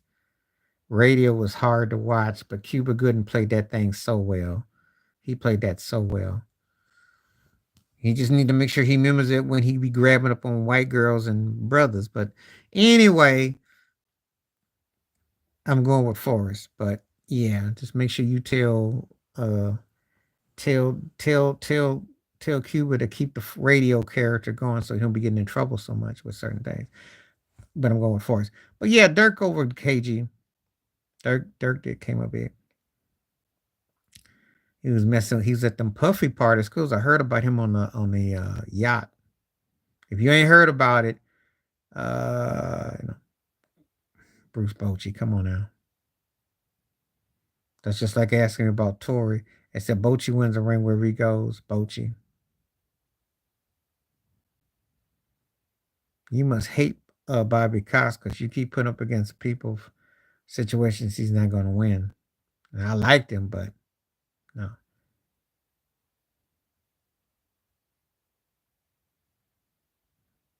But that's my thoughts right there. Bochy for me.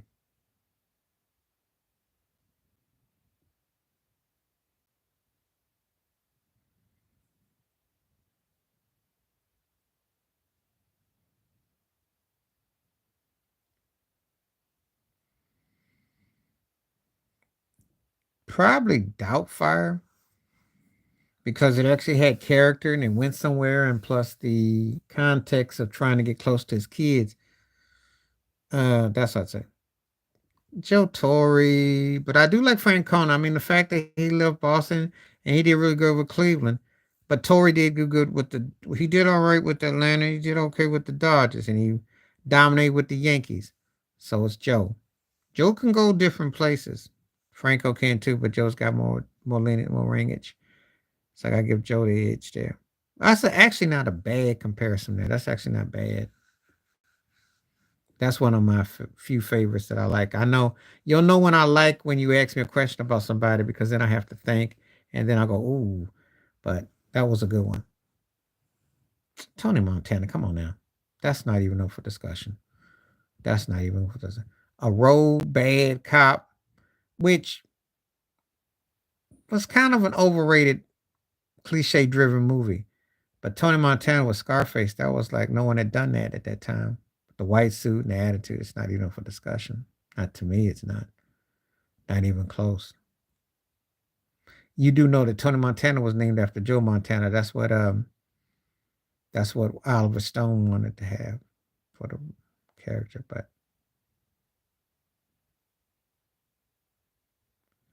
no. But not close. Because one is like a real iconic. The other one is big. Why he got an Oscar for Training Day, I don't know. But that's Hollywood Plantation.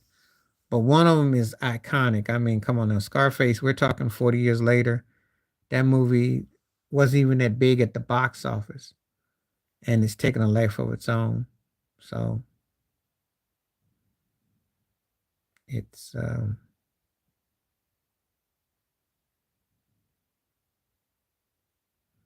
you know,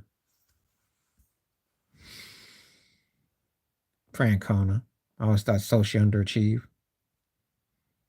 The Angels had one World Series chip, considering all that talent and everything he had. Um,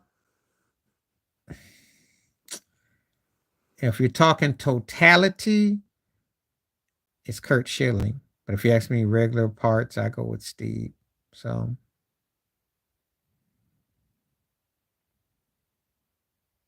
I like Steve better, but Schilling was huge come money time.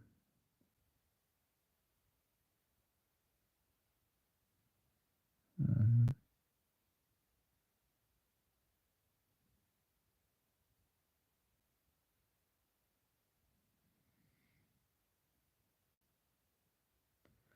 Pedro or Vladimir.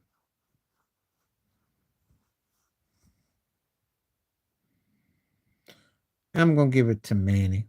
Come on, clutch. Stewart. I like Andy a whole lot, but he wasn't seeing Dave Stewart in the regular season. And Stewart did get a ring and all that, so now. So he wins. And Manny's gonna win out of Guerrero. Came up big. So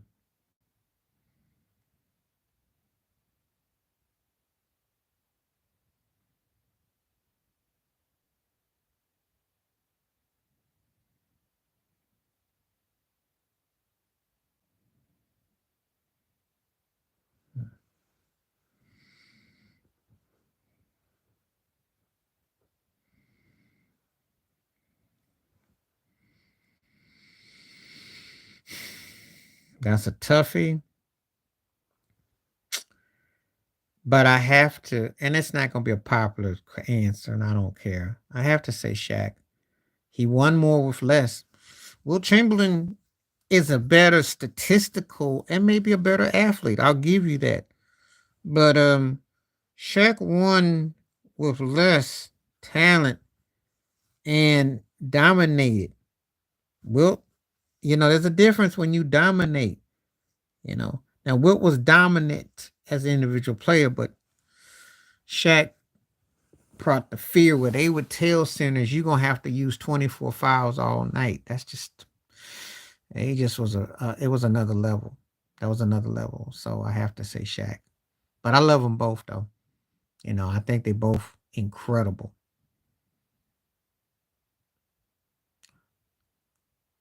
Rory Holiday. I get Rory Edge there. Moses. Even though that Portland Bill Walton was healthy, that's a different discussion. But he didn't last long. Didn't last long. So that's the downside. You could watch all the YouTube videos you want, but he didn't last long. It's Wade Phillips. Wade went to different teams and had success. Now he was a better defensive coordinator, but he was successful. It's Wade. But Moses was special player. Underappreciated.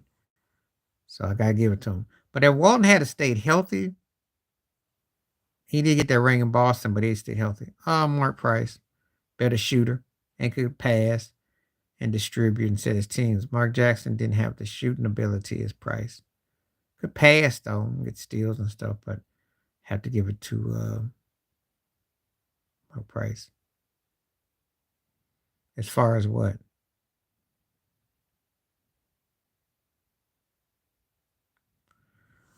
Well, it's only if it's not a game on right now, so I can't really, Steelers by default because they have whack quarterback, but they got to the playoffs with a whack quarterback. But I don't really like answering questions like that because then it's not a regular okay, not a regular season game or anything between the two. But the Steelers, because they made the playoffs, the Jets didn't, so they're the better team. That you got to put the clock up when it's chilly and cold outside like it is now, or you put the clock back an hour and it's going to be dark and dungy. So not big up on it at all.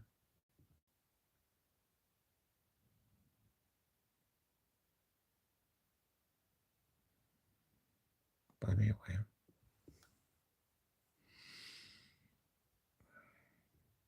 If they don't put your mail in the right box. That's always a pet peeve. There's always a possibility you could get your neighbor's mail and someone could jack your mail. Brian Clark. But Booger is good though. I mean, he's detailed, but Ryan Clark gives a different perspective, and I just like it. So.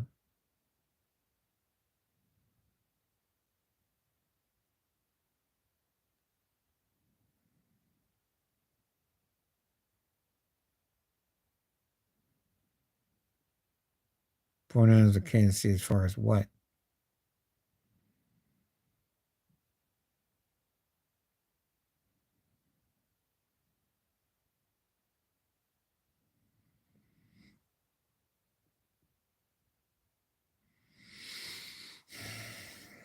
Well, a lot of people think they're the black sheep of the family. It all depends.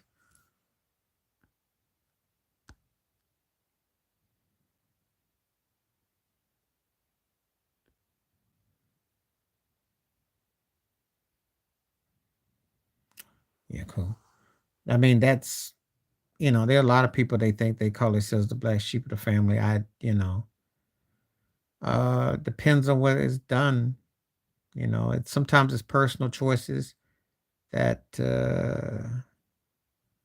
some people are offended by. So that's kind of a loaded question. It depends on what your background is, criteria.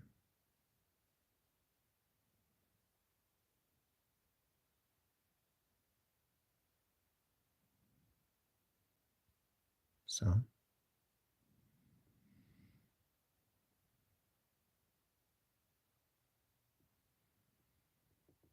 that's a toughie. I gotta say Jason Kidd,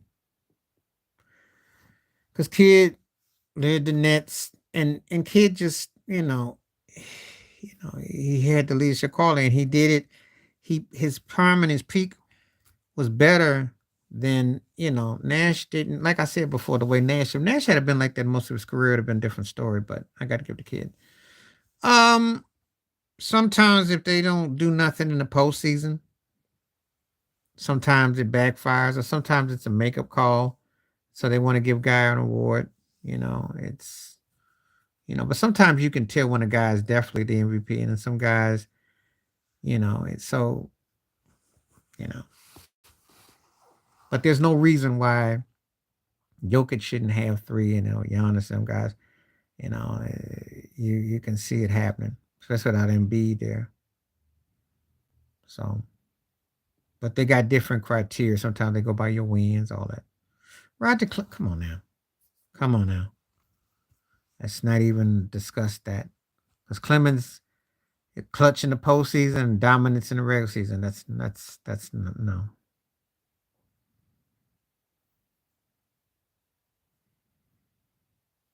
Got to come up with a better question than that one. Yeah, thank you, Ted. That's not even close. That's not even close.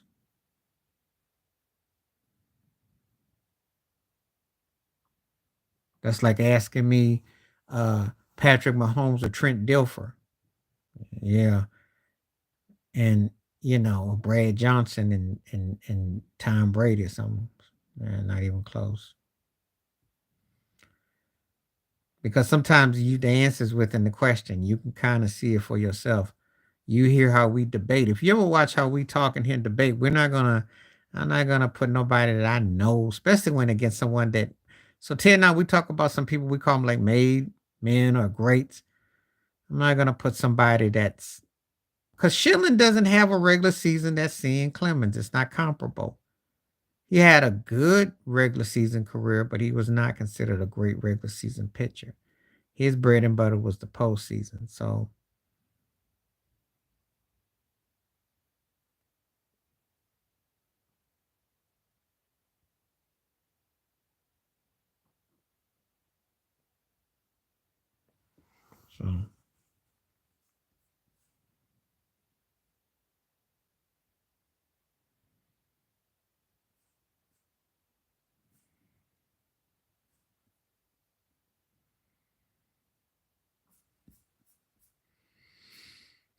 far as what? Coaching, managers, Bruce Bochy.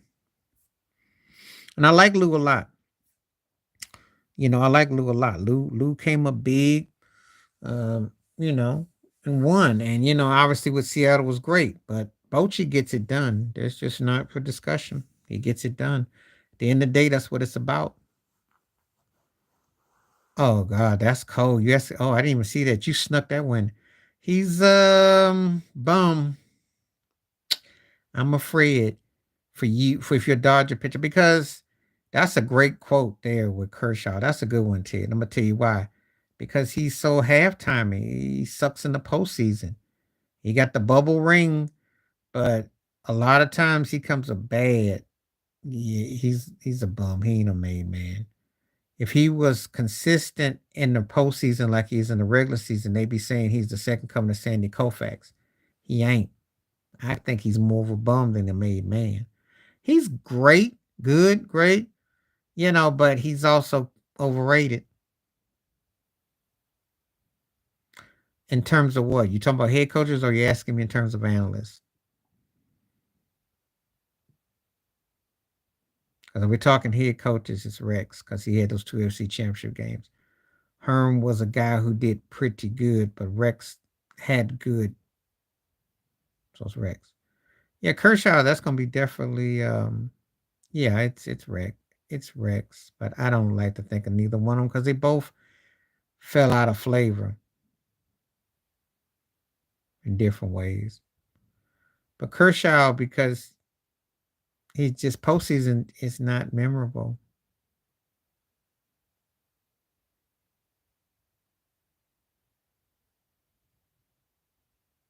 Well, his antics were, but yeah, he wasn't all Fisher Price, but he was, you know. But I'm gonna give Rex the edge there.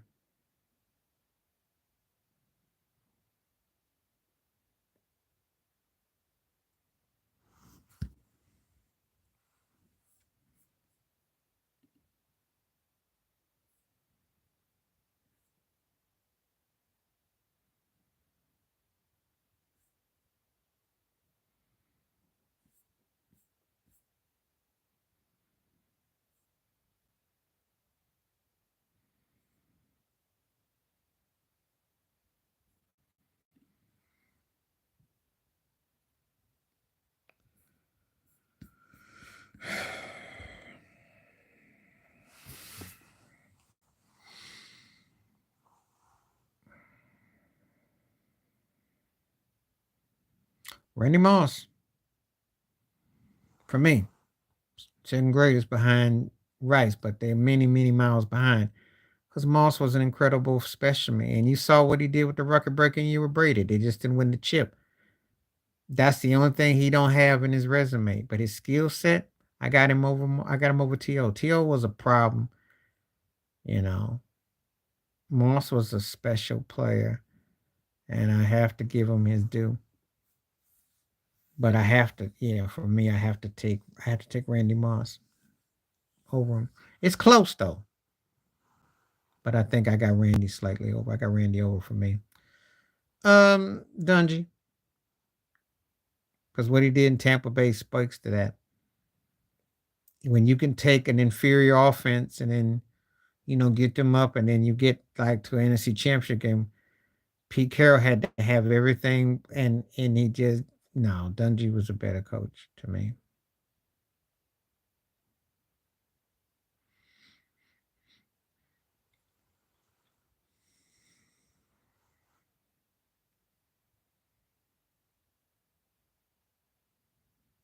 I'll take Jared Allen.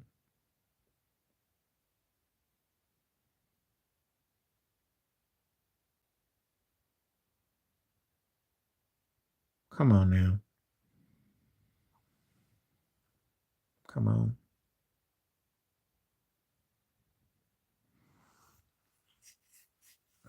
You gotta do better than that. Come on now.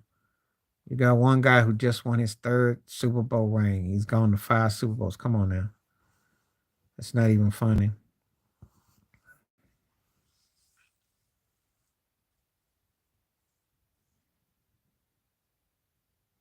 Thank you, Ted. Thank you. Thank you. Thank you. He probably win a ring with Dak Prescott if you while you driving, because Andy Reid had um Alex Smith looking legit. Had Jeff Garcia looking legit. Come on now. Mike McCarthy keeps getting stuck with top name guys and talent and does what with it exactly? Come on now. That's why I get kind of frustrated because this is not even funny. Guy got five, went to 5 Super Bowls. He's 3-2. He's running roughshod.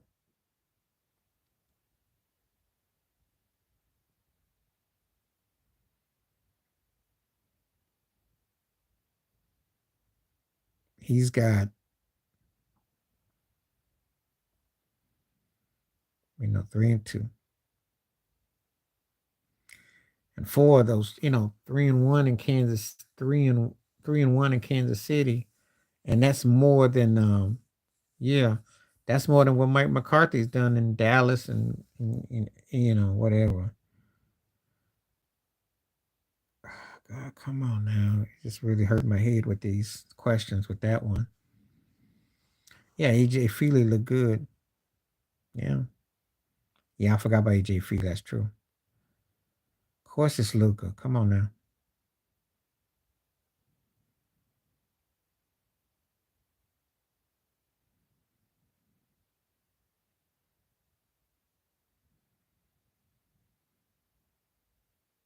I'm gonna be honest and nice.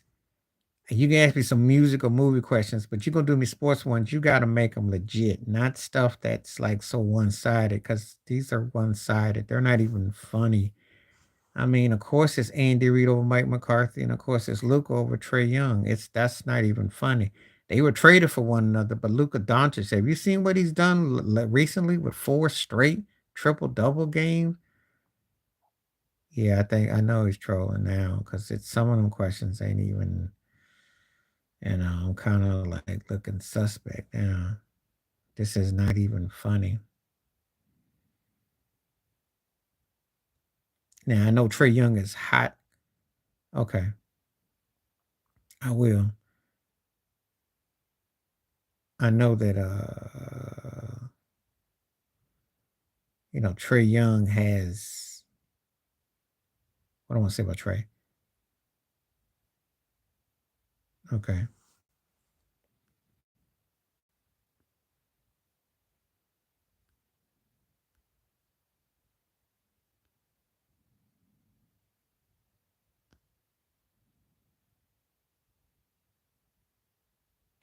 See, I didn't know that. And I thought it was actually being legit because some of the stuff was actually legit.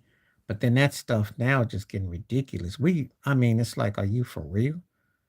Especially when you are just like regurgitating stuff that, you know, if Mike McCartney had done something in Dallas, which aside from his regular season, but if he done something in Dallas I didn't know about, I said, okay. But to just keep getting the same old same, no, no, no, no, no.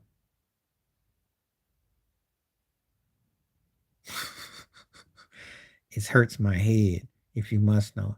See, I like it when you ask me intelligent questions. Like how you ask me something about, you might ask me, who had a better stroke. Thank you.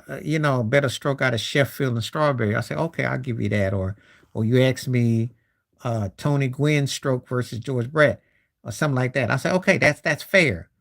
But you asking me some common sense stuff that hurts my head when you ask me about a guy who's on the verge of getting fired, who's a puppet already in Dallas, and is stinking it up, as opposed to a guy who camps out in February in the Super Bowl. Come on now. One guy who's always a January exit, and another guy who's always standing on podiums in February. Come on, you can't do that. Not with a straight face. Now, maybe if they both were in the same boat with one ring each, but no, no, no. I can't do it. Can't do it. Because just for the fact if he has his knowledge right, Andy Reid's runs in Kansas City just going to the Super Bowl is more than Mike McCarthy's one as a postseason in Dallas. So 4 Super Bowl trips as opposed to how many wins has the Cowboys had since Mike McCarthy's been there coaching the postseason? I think one. Come on now. You got to do your homework.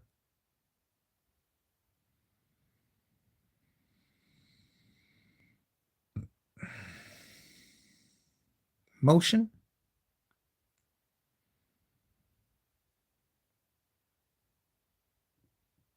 Hmm. Well, I mean, I know I didn't like Vince Young's motion. He throwing like a knuckleball and under, and I didn't like Billy Kilmer's motion or Sonny Jurgensen's, but um most guys who throw outwardly I tend to like. Most of them. I've never been asked that. Yeah, Rogers throws that high arch ball. You know, like I used to like Roger Staubach's motions, Marino's motions. I like Mahomes' motion. Josh Allen's got a great motion, you know.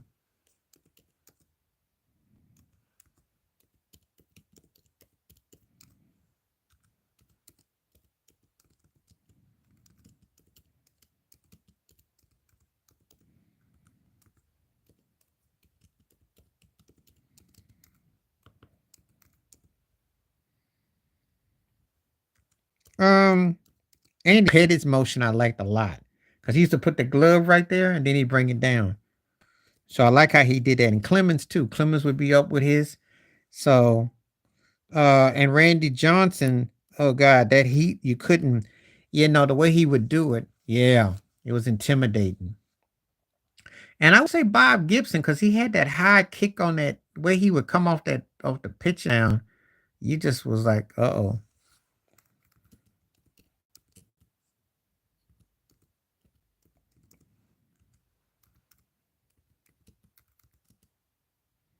So those were most of the ones I like were the intimidating guy.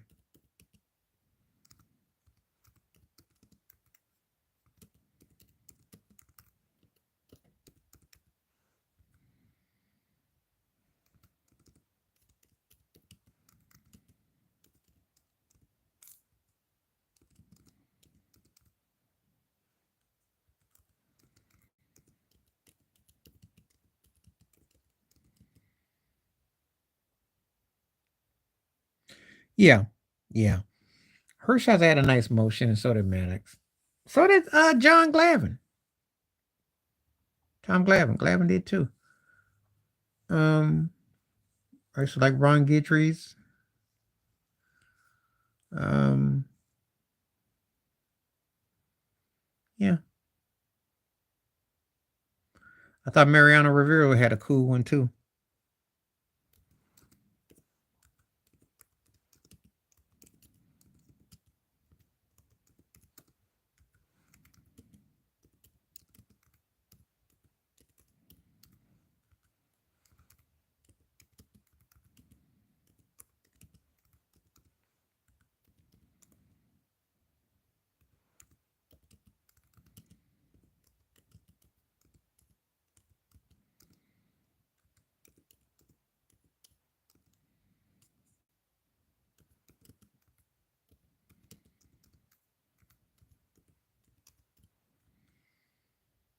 Yeah.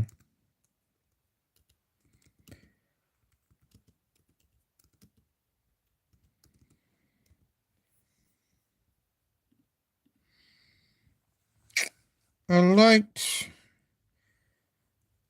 Barry Bonds because the way he utilized the bat and Rod Carew, Sheffield, Mike Schmidt,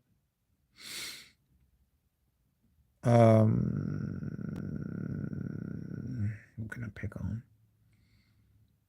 Pete Rose.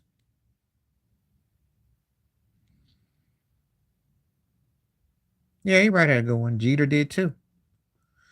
Jeter would lean in. Jeter had a real distinctive one. Ricky Henderson too. Uh, Dave Parker, like Willie Stargels. Yeah, Wade had a good one too. George Brett too. You know, actually, most great left-handed hitters for a reason because it's a certain way that they do it. They go back and choke up. So yeah, Andre Dawson too.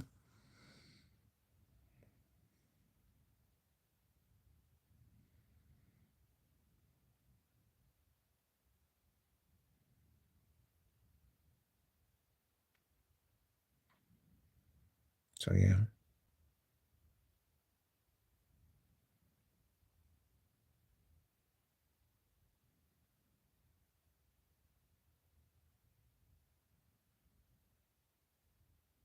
Well, it's because the Cubs suck. That's why. And when you playing with an inferior team and they don't win at a particular time, people hold it against you, especially in baseball, because it's about stats a lot. They weren't winning, and he gets kind of forgotten. So it works against you.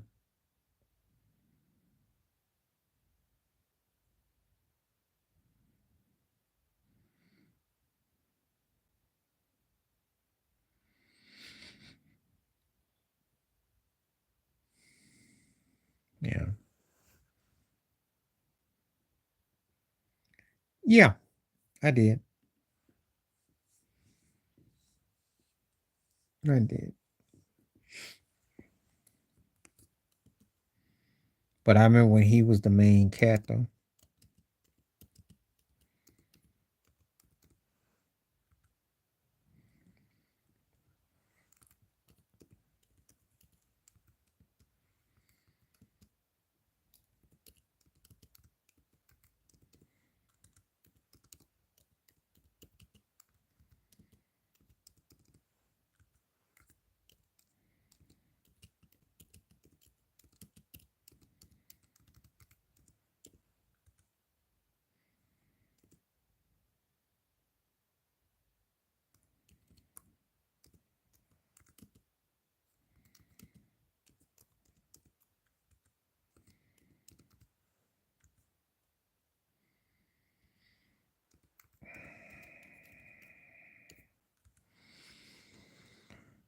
Kerry Wood. I mean, I liked him a lot back then. But I'll tell you a funny story about Kerry Wood. I almost thought him and Leonardo DiCaprio was the same person. I remember when he was with the Cubs and the blonde hair, and he got me good because I had to look twice at the screen. I said, "Wait a minute, you Titanic?" Uh, Willis, but it just didn't last long. But I liked him. So Johan was nasty though.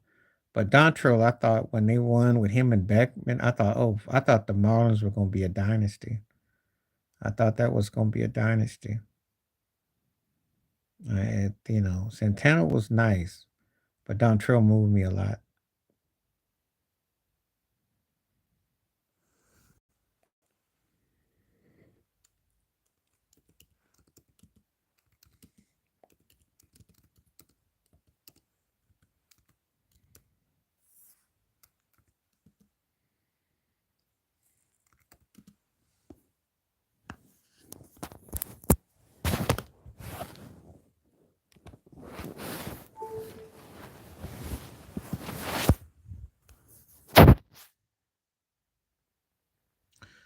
I wasn't hurt by it. I didn't think that we were going to beat them. The problem with that is that I just thought they had a younger squad of top tier places, pitchers, and I wasn't like I was glad to be there, but I didn't think that we was going. I thought I saw them arms. See, it's one thing when you're in a series like that against Arizona, and it took all that to win. That one was hurt, but they were a better squad. They had the arms. I couldn't even argue against that. We just didn't have the arms. That's what it was. And they were better and they had young arms that were tight. For me, it's Johnny Bench. I like Pudge a lot, and that's a great question because Pudge was legit. But Johnny Bench was like on another level. He was big time catcher and big time hitter. And he was probably in that particular my favorite catcher at that time. Bench was a bad boy.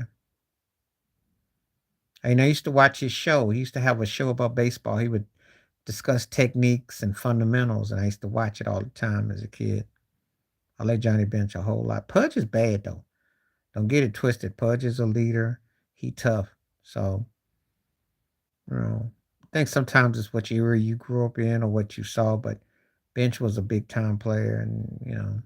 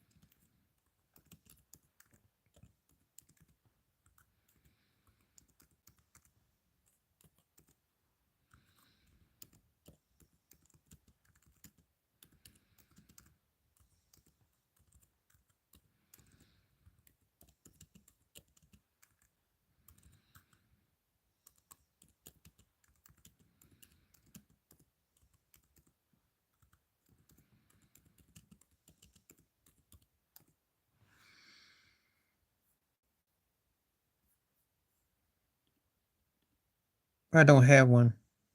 Really, I don't. I really don't. I don't really have one. Really don't. I think I'm glad when I know guys get there, but I don't really pay a lot of attention to it because, it's a lot of, you know, and really don't.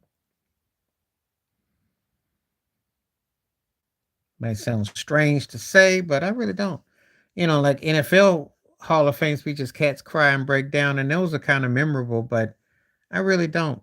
I don't really, I don't really even get excited about none of them no more, none of the sports because the thing is this: guys get enshrined, they're enshrined.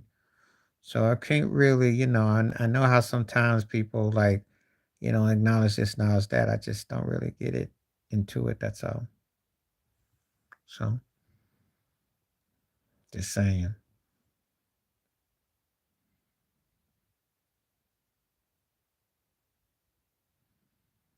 I know it's not fashionable to say, but I just don't. None.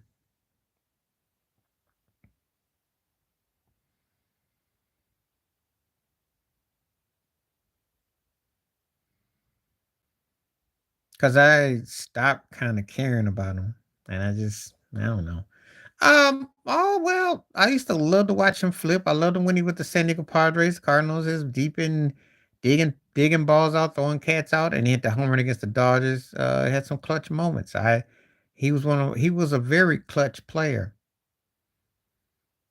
and not just his defense. He had moments. He was must watch TV because I mean, when the way shortstops used to be, before everybody got had to hit like 25 home runs. But I liked him a lot. So different era though.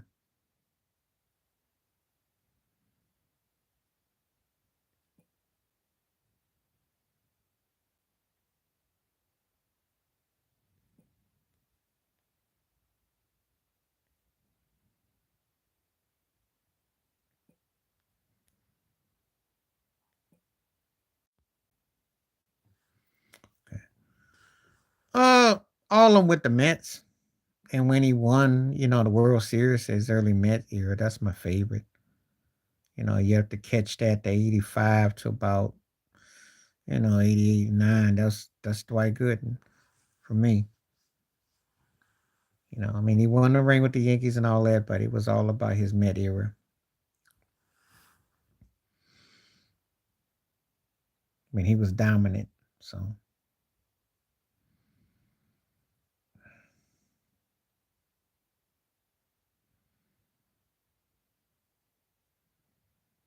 winning the World Series in '80, and uh, he hit some home runs. He had some big time plays. I mean, I liked a lot of what Schmidt did. Again, that's a different era. I can't emphasize that enough because when you saw certain players playing and the way they came up and what they did, you just realize how far removed you are from it, and that's the reality of it. But he was a heck of a player, and he had a glove too. I remember being a kid reading this Sports Illustrated article about where he lived in Philly and everything about it. So Schmidt is coming up big time. His glove, his home runs. Yeah. Jeter, there are a ton of them, but I mean, obviously, the play in Oakland with Giambi and diving the ball in the stands, the way he got his 3,000 hit, coming with big hits. Just always a big time player. He was clutch. You know, that's what separated him from the golden era of shortstops. Because there were people who loved Tejada better, they loved A-Rod better, they loved Garcia Perry better, but Jeter embodied he had the clutch, and that's what separated him. So I have memories of him making some incredible catches and kind of with some big hits and just doing what he's supposed to do and getting on base. He just was a guy that could come up. You always felt you had a chance with him. So, you know.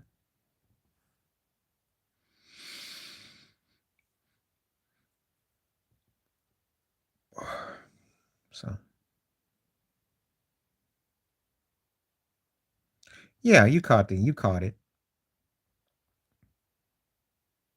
You did. Well, actually, I say 20 years ago. Well, the only thing is so 20 years ago, yeah, you did. Because Garcia Perry was coming on, yeah, you did. You did. I was trying to think that from where, yeah, you did. You did. You did. And that's what I was talking about. Yeah. But that's been a while, though. It's been a while since I heard that name, though. Been a while. That's almost like the archaic.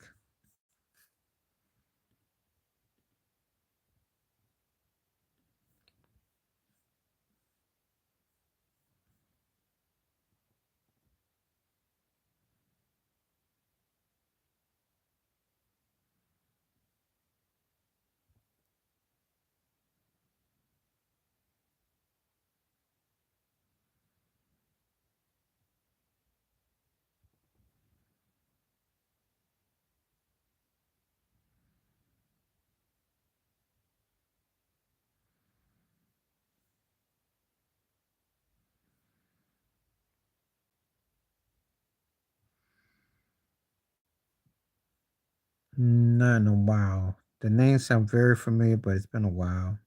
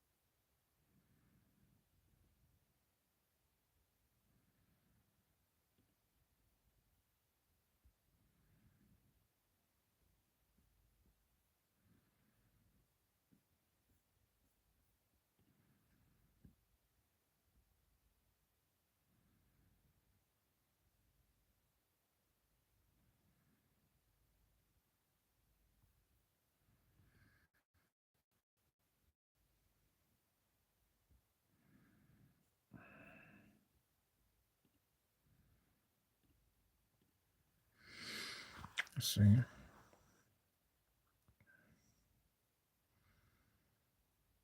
Well, Scrubs ain't usually don't get no trade clauses because they usually gonna just fill a void on a seat. Yeah, I saw that. I had saw that about that thing. Well, the problem with Phoenix. Okay, so I'm gonna address that one. I'm glad you finally brought that up because we've been on here for a minute and that hadn't came up. I don't know. That's what I was hoping to get into. Someone actually asked me about that game last night. Defense lacking, and the thing is that he's got to score like that. That's what we want. That's what we want. We want him to score like that. That's the KD that we need to have to when you want him to be that dude, that's the KD you need. He doesn't do it enough. And so we're in a situation where we're like, yeah, that's the what we want. Imagine he scores average 35 points and goes crazy for 10, 15 games like that. You give yourself a chance to win. The problem he's running into is because he doesn't have any, because Booker's hurt or Bradley Bill. They don't have no juice. They have no point guard. They play no defense. And he has to ball out and go crazy. And that's what I keep trying to tell him. He can't be all cool like he was in Golden State. That's why I said Golden State was the best place for him because he was in the best situation ever, ever. Katie and Golden State, I almost think, I know it's going to sound blasphemous to say this. I can't think of they need 2017 KD. They need that one that was on Golden State in the postseason. That's the one they need. Where he just cool and he can go off. Or they need the one that was in Brooklyn when he went off and just the foot on the toe. They just need him to score like crazy. But when he's when he's in cruise control, that's when you know he's most dangerous. He was in cruise control in Golden State. And I think that era rivals anybody else's offense. That's why he gets so much love offensively because, you know, yeah, but they ain't got no defense and they missing their point. Like I said before, they got too many, you know. But he has to score like that though.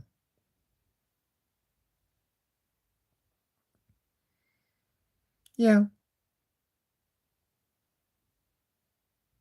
they got no choice though. They got to stop the bleeding somehow.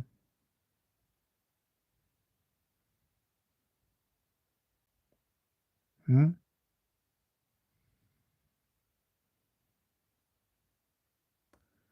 But anyway, let me answer this question that you had put out. I don't. Yeah, like I said, scrubs. Now, see, bums with a no trade clause. That's common. I'll give you that. Some dude that's just jocking around and he gets you stuck. Scrubs don't get stuck. Scrubs get let go. You got to show me a scrub that gets to hang around on the team. Please do,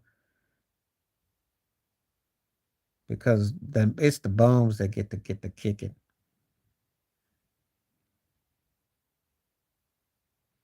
Well, he's doing what he's supposed to do, but he's looking for free throws or he's looking to shoot the threes. You know, he has to stay aggressive. He doesn't stay aggressive enough, and he falls in love with fadeaways. And he thinks like he's a guard. He likes to flow like he's 6'2". That's what he do. You know, and like I tell you, a lot of times their problem is just they don't have leadership. They had somebody that put him in his place, he'd be dangerous. You think he bad now? Get him somebody like a superstar that was on their team and put him in his place, and he could do what he wanted to do. He'd be dangerous. But he's not cut to be the first guy. They don't have a first guy, dude, and that's why they come up short.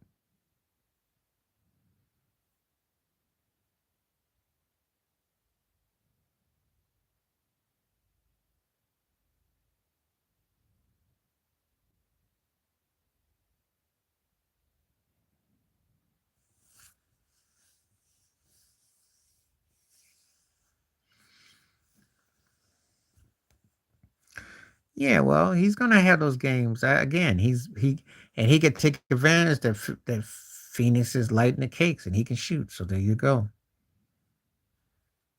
But they supposed to be Phoenix though. They weren't supposed to lose to Golden State. That was a good game against Denver, but Denver basically just spot them, got physical, got when they wanted to. So,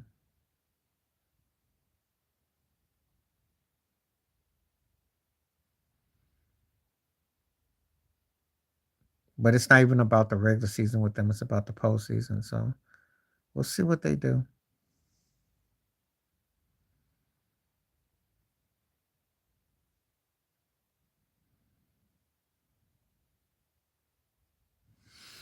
And Al has those moments too. So I don't know about that. I don't know. You see something I don't see. I don't see it. I say six tops.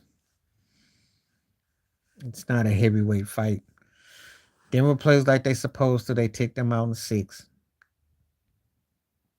maybe in five. I'm not sold on OKC right now. They need to get something, and Shea's playing great and all that. I'll give you that. Chad's doing really good and all that, but they missing something. So I just think they missing that next thing. The only way it goes seven is if Denver gets lackadaisical. But if they play at their best, they finish about six, 5 or 6.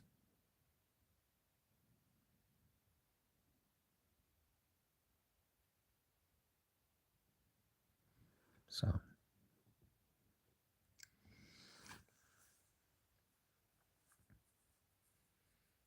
I'd be surprised if any team takes Denver to 7 games. As everybody's healthy and playing and motivated, I'd be very surprised.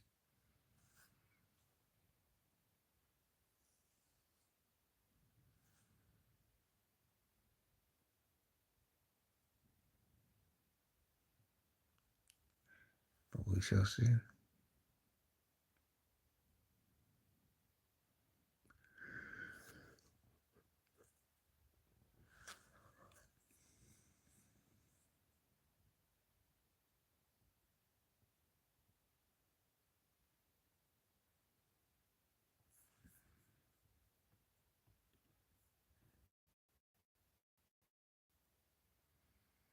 They're doing good. They're doing good.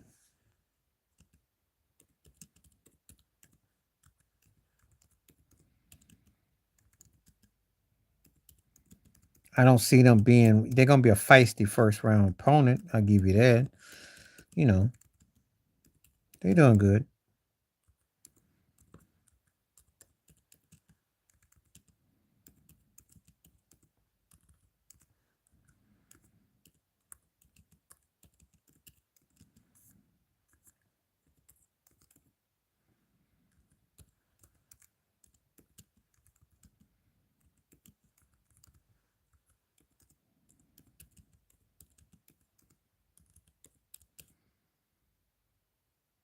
No, not quite. You tripping now. I think maybe in a year or two they'll be serious, but they need some. They need a couple pieces. They need a couple pieces. They're not quite there yet, but I knew they were going to be a problem this year. I mean, I like the players and stuff, but I'm not sold that they're not there yet. Let's not get it twisted. They'd have to get to the finals, and that's not going to happen to be the new team in Florida.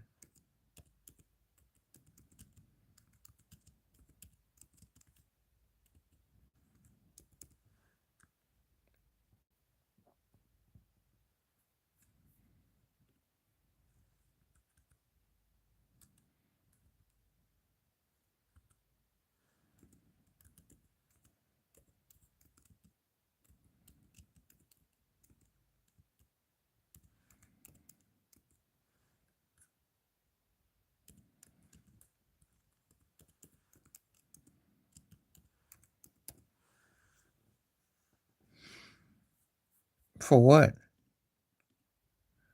Why?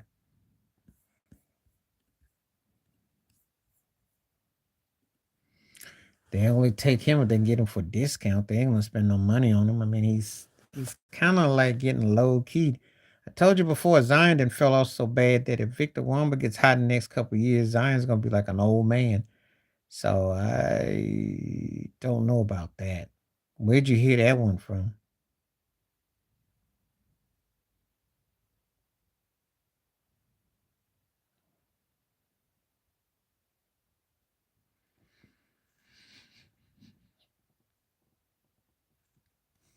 Zion be going to Atlanta and teaming up with Trey Young. That's what I see more like it. Something crazy. Yeah, be something off the wall.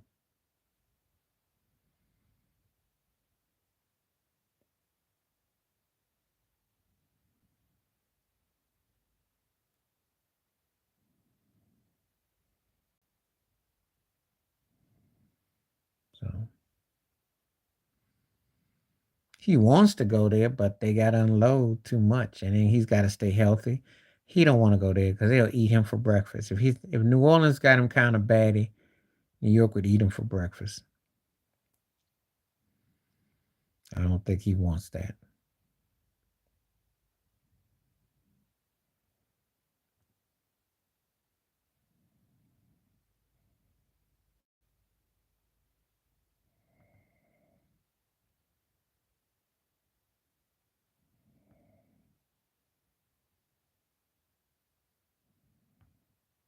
Mm.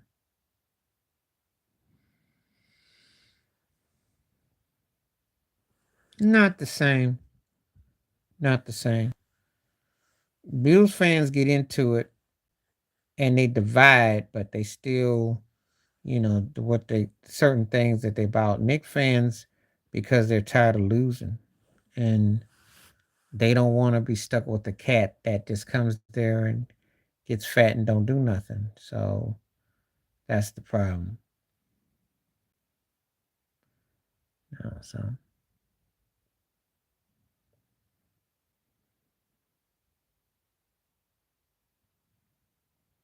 yeah, but the thing is that the Nick fans.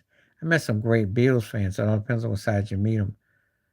Knicks fans know the game, knowledgeable, etc., but they think the guys are garbage.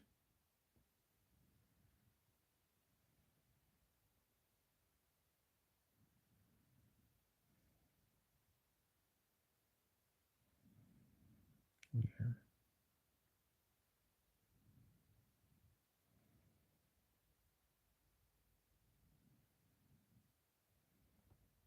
Hmm.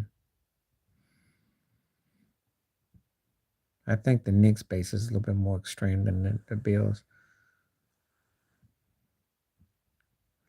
Well, if you come in there not knowing the history, they're gonna call you out because they take that basketball serious. They'll sit there and debate you, you know.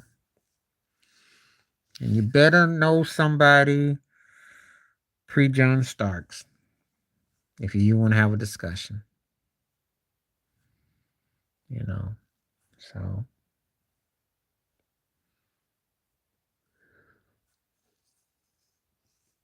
excuse me. Pardon me. But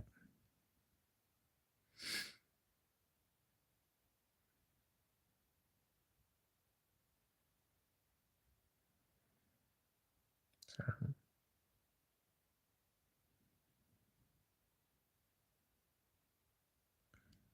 yeah, that go without saying.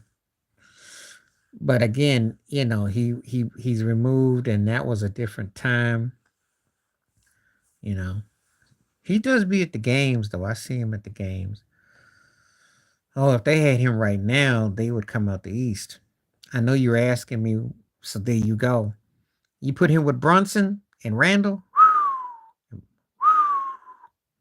in this day and time too. The way he could score, he would be scary today. Scary. As long as his legs hold up.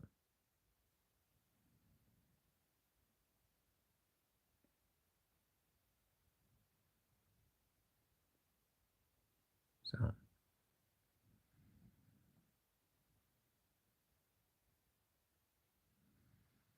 yeah. No, I say Bernard King. I said B King. Spree and Allen Houston were a compliment. I think you put Spree with more like with Ewing and John Starks. But Bernard King, they're coming out the East.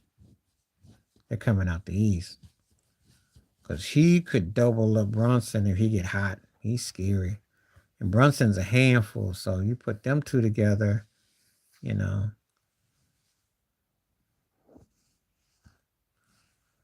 with Ewan and with probably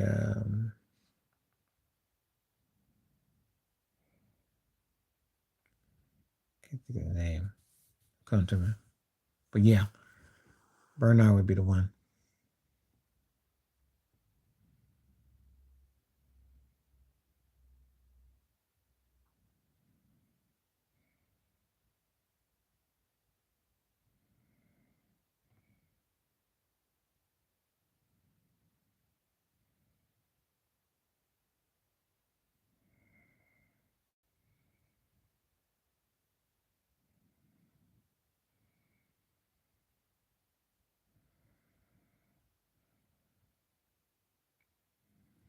Hmm.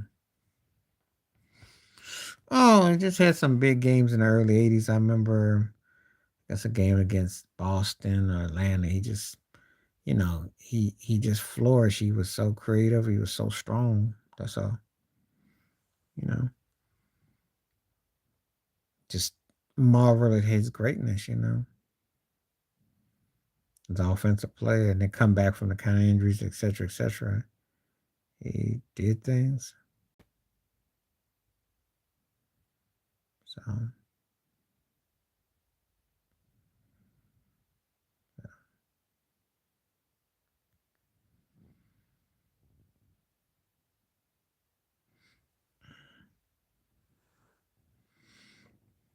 anyway,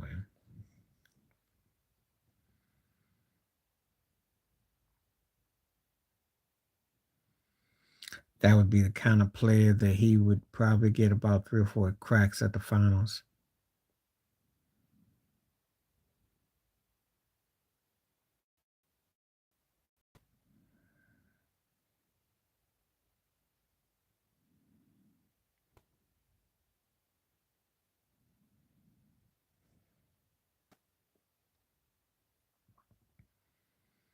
Hmm.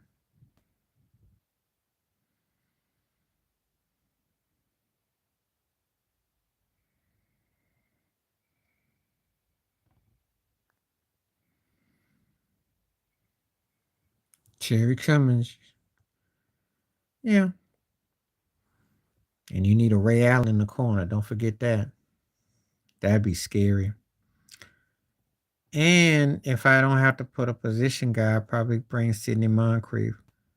So Sydney, Ray, Oscar Cummins, and Giannis would be.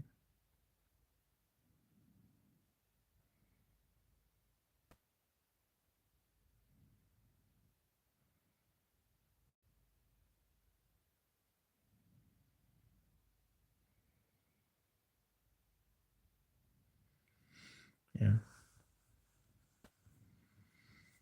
Anyway, I'm gonna get ready to call it a night because I've been on here a long time. And I gotta give me some Z's, get stuff straight. But I will answer that. Yeah, yeah, yeah. It's not gonna happen there, especially if Doc can't get it done and you stuck with Damian Lillard. Good luck with that. I don't know. I don't see it.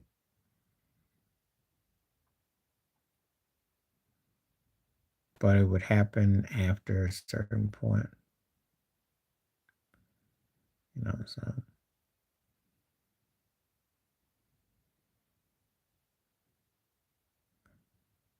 that's my thoughts and takes on that. But if he did, yeah, I couldn't be mad. I'm not mad at nobody. But it's a lot of pressure and they're not, so you know, gotta win. Cold business, but you gotta win.